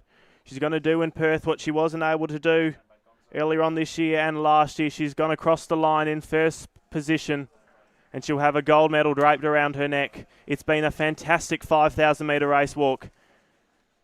She has done it the hard way, and coming through now in her final stages of the race in the under 18 category, it is Madison Nash. She'll cross the line now. She had to go home wide, crosses the line, and all of these girls have done remarkably well. But for Nash and for Pitcher, their job is done for this evening. It's a great race walking, under 17 and under 18 champions. Nash, I believe, a personal best, or season's best at least, the Victorian. So she'll be stoked with that under the 25-minute marker. The rest of them now start to make their way through. 2 laps or 1 lap remaining. You'll know by the sound of the bell. But your 2 national champions have crossed the line. And very, very impressive race walking, it must be said. Sienna Pitcher and also Madison Nash. They go home with the gold medals in this joint event. We'll wait and see whoever moves out here into lanes number 2. You'll know they're coming down for a medal. We believe that it is Roberts of New South Wales, Chelsea Roberts that is, who has the silver in hand. She makes her way around this home straight. So Chelsea Roberts in this under 18 event, she'll move out wide and will keep her hands on a silver medal, a national silver at that. The cap on. The heat is cooking here in Western Australia. Very windy. Been told this isn't what it's typically like over here, so they've had to battle the conditions. But it is Chelsea Roberts of New South Wales. She'll move out into lane number 3, and she'll take a silver in this women's under-18 5,000 metre race walk. And she'll stop the clock just over the 26-minute marker. So great racing there. The pedigree of New South Wales race walking is in great hands. We see a gold and a silver going their way. So the rest of this field now makes their way through. Some will hear the bell. Others will be coming into the home straight for the last time. So hearing it now is Chadwick. Also behind her there is Grocott of the ACT.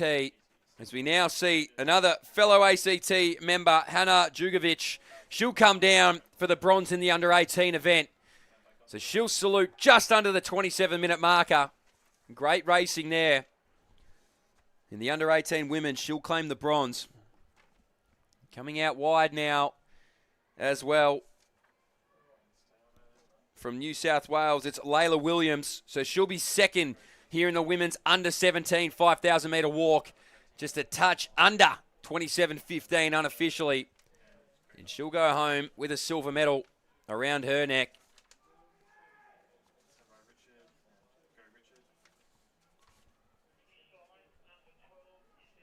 So great racing, it must be said. 12 and a half laps around this beautiful blue track of Western Australia. Another with the bell. And that'll be Isabel Curtis. She has 400 metres remaining for her evening of racing. As we have another finisher now coming down in this 5,000 metre event. Also going to hear the bell is Layla Beavis. She'll hear it in a moment's time. Flying here from South Australia behind. Coming down for the under-18 event, Emily Smith will be fourth in that event. So great racing from the Victorian. As we move down here, Katie DeRuvo hears the bell. And now they'll move out wider. So another, I believe it's Julia Grocott.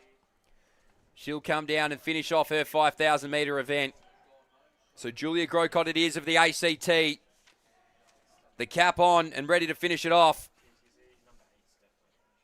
She'll finish here in the women's under-18 event just over the 28.40 marker. Followed closely Phoebe Chadwick of Queensland. She'll round out as well. So under 29 minutes there for Chadwick. And we'll flash down to the presentation for another medal ceremony.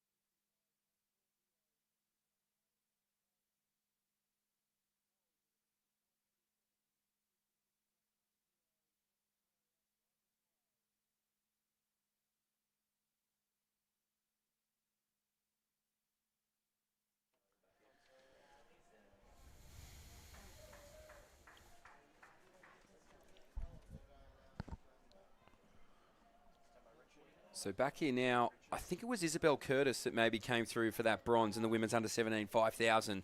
So Western Australia will come home with it. Taylor Morris, the Queenslander as well, crosses that finish line, and that is in the under 17 event too. So only a few remaining on the track here. Coming up shortly, 4x100 metre relays, which will be a little bit of a change of pace from the 5,000 metre race walk, I must say. You probably couldn't get more opposite in terms of events, but you know, that's what we do here. We keep you right on your toes. You want sprints, you want race walking, you want it all. You want triple jump. We had it earlier. We've got everywhere. So I'm sure nobody's out on a Friday night. You're all sitting at home watching this without a doubt. So we've got our final competitors here in the women's 5,000 metre race walking.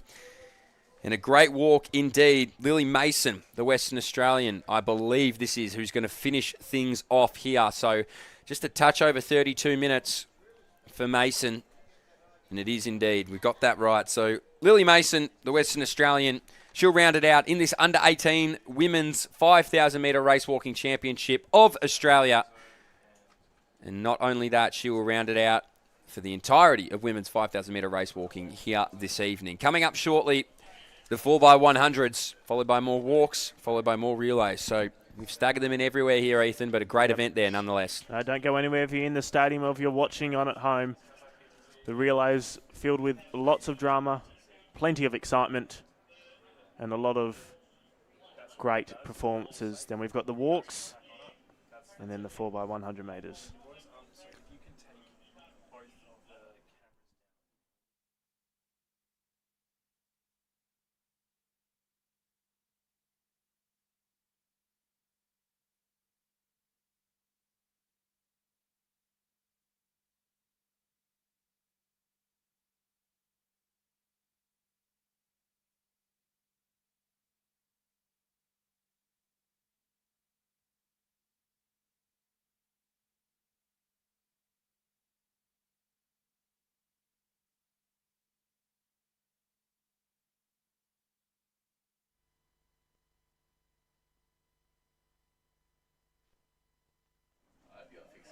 And so we will sign off here on the live stream. So for all of you watching across the country, thank you so much for joining us here. Day one of the 3-day competition here in Western Australia, the Chemist Warehouse All-School Championships here in Perth. Beautiful to be back here in the West. But a sensational day, or day one, I should say, of competition. Day two and day three, they get even better, which is incredibly exciting. So for those in the bowl, for those at the stadium, we will still be calling the relays, the walks and the relays that are upcoming, also the field events that are happening. But for all of you watching all across the country, thank you so much for joining us here on day number one. Day 2 and 3 will kick off early tomorrow morning. Don't go anywhere. The Chemist Warehouse All-School Championships here all weekend long.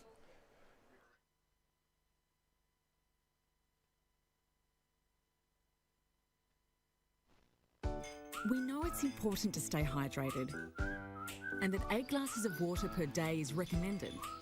Though for many of us, that's easier said than done.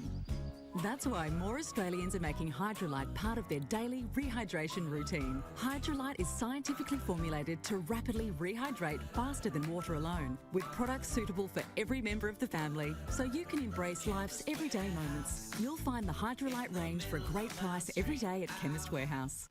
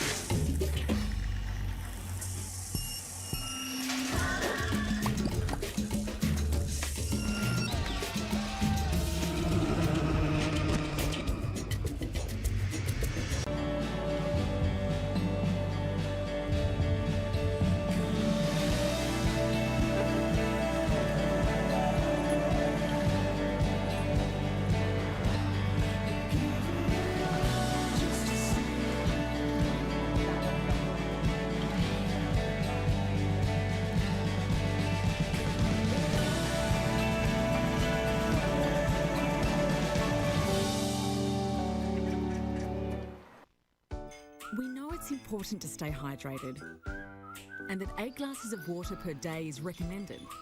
Though for many of us, that's easier said than done.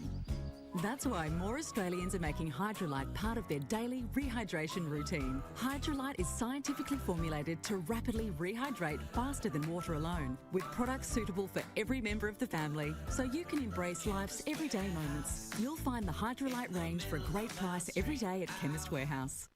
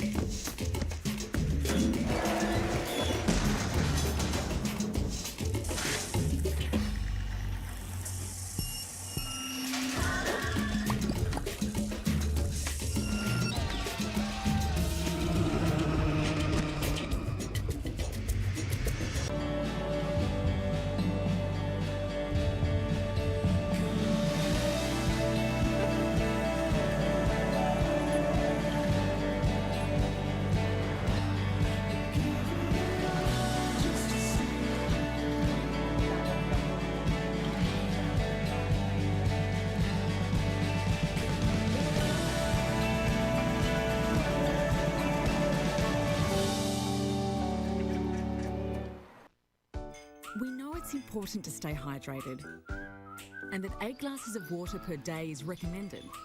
Though for many of us, that's easier said than done. That's why more Australians are making Hydrolite part of their daily rehydration routine. Hydrolite is scientifically formulated to rapidly rehydrate faster than water alone, with products suitable for every member of the family, so you can embrace life's everyday moments. You'll find the Hydrolite range for a great price every day at Chemist Warehouse.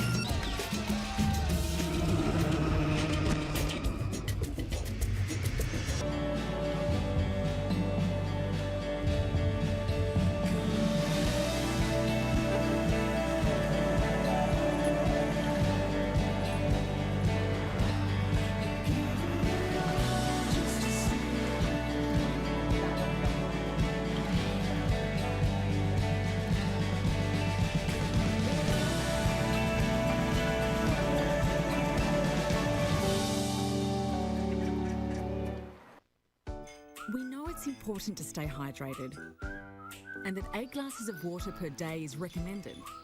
Though for many of us, that's easier said than done. That's why more Australians are making Hydrolite part of their daily rehydration routine. Hydrolite is scientifically formulated to rapidly rehydrate faster than water alone, with products suitable for every member of the family, so you can embrace life's everyday moments. You'll find the Hydrolite range for a great price every day at Chemist Warehouse.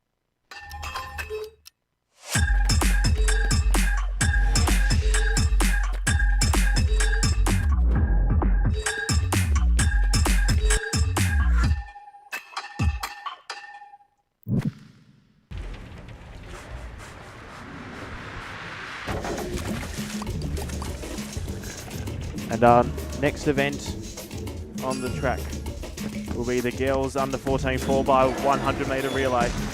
From the inside, running out of lane number 2 will be Queensland. Running out of lane number 3 will be Victoria. Lane number 4 will be North Queensland. Lane number 5 will be New South Wales. Lane number 6 will be the Australian Capital Territory. Lane number 7 will be South Australia. Lane number 8 will be Western Australia. And lane number 9 will be Tasmania. That is the lineup. Under 14 girls, 400 metres.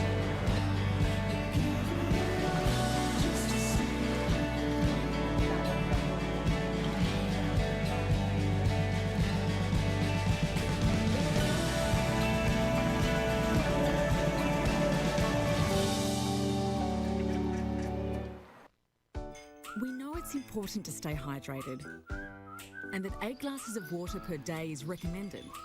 Though for many of us, that's easier said than done. That's why more Australians are making Hydrolite part of their daily rehydration routine. Hydrolite is scientifically formulated to rapidly rehydrate faster than water alone, with products suitable for every member of the family, so you can embrace life's everyday moments. You'll find the Hydrolite range for a great price every day at Chemist Warehouse.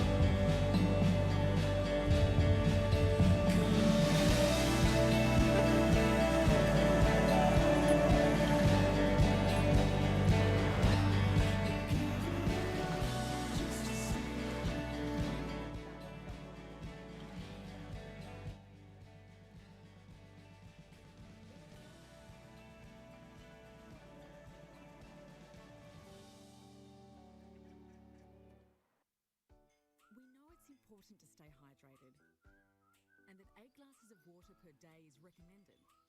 Though for many of us, that's easier said.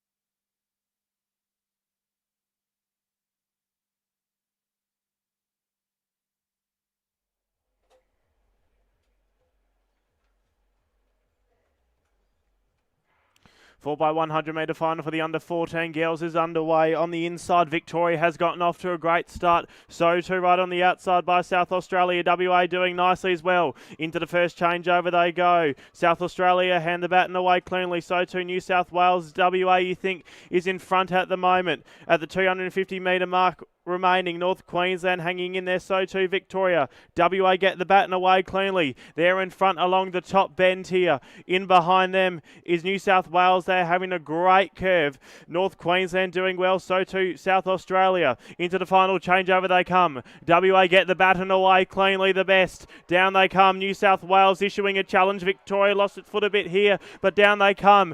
WA here in front of a home crowd will get a gold medal. New South Wales in second. Queensland in third, in behind Victoria, North Queensland, South Australia, ACT and Tasmania will cross the finish line in now.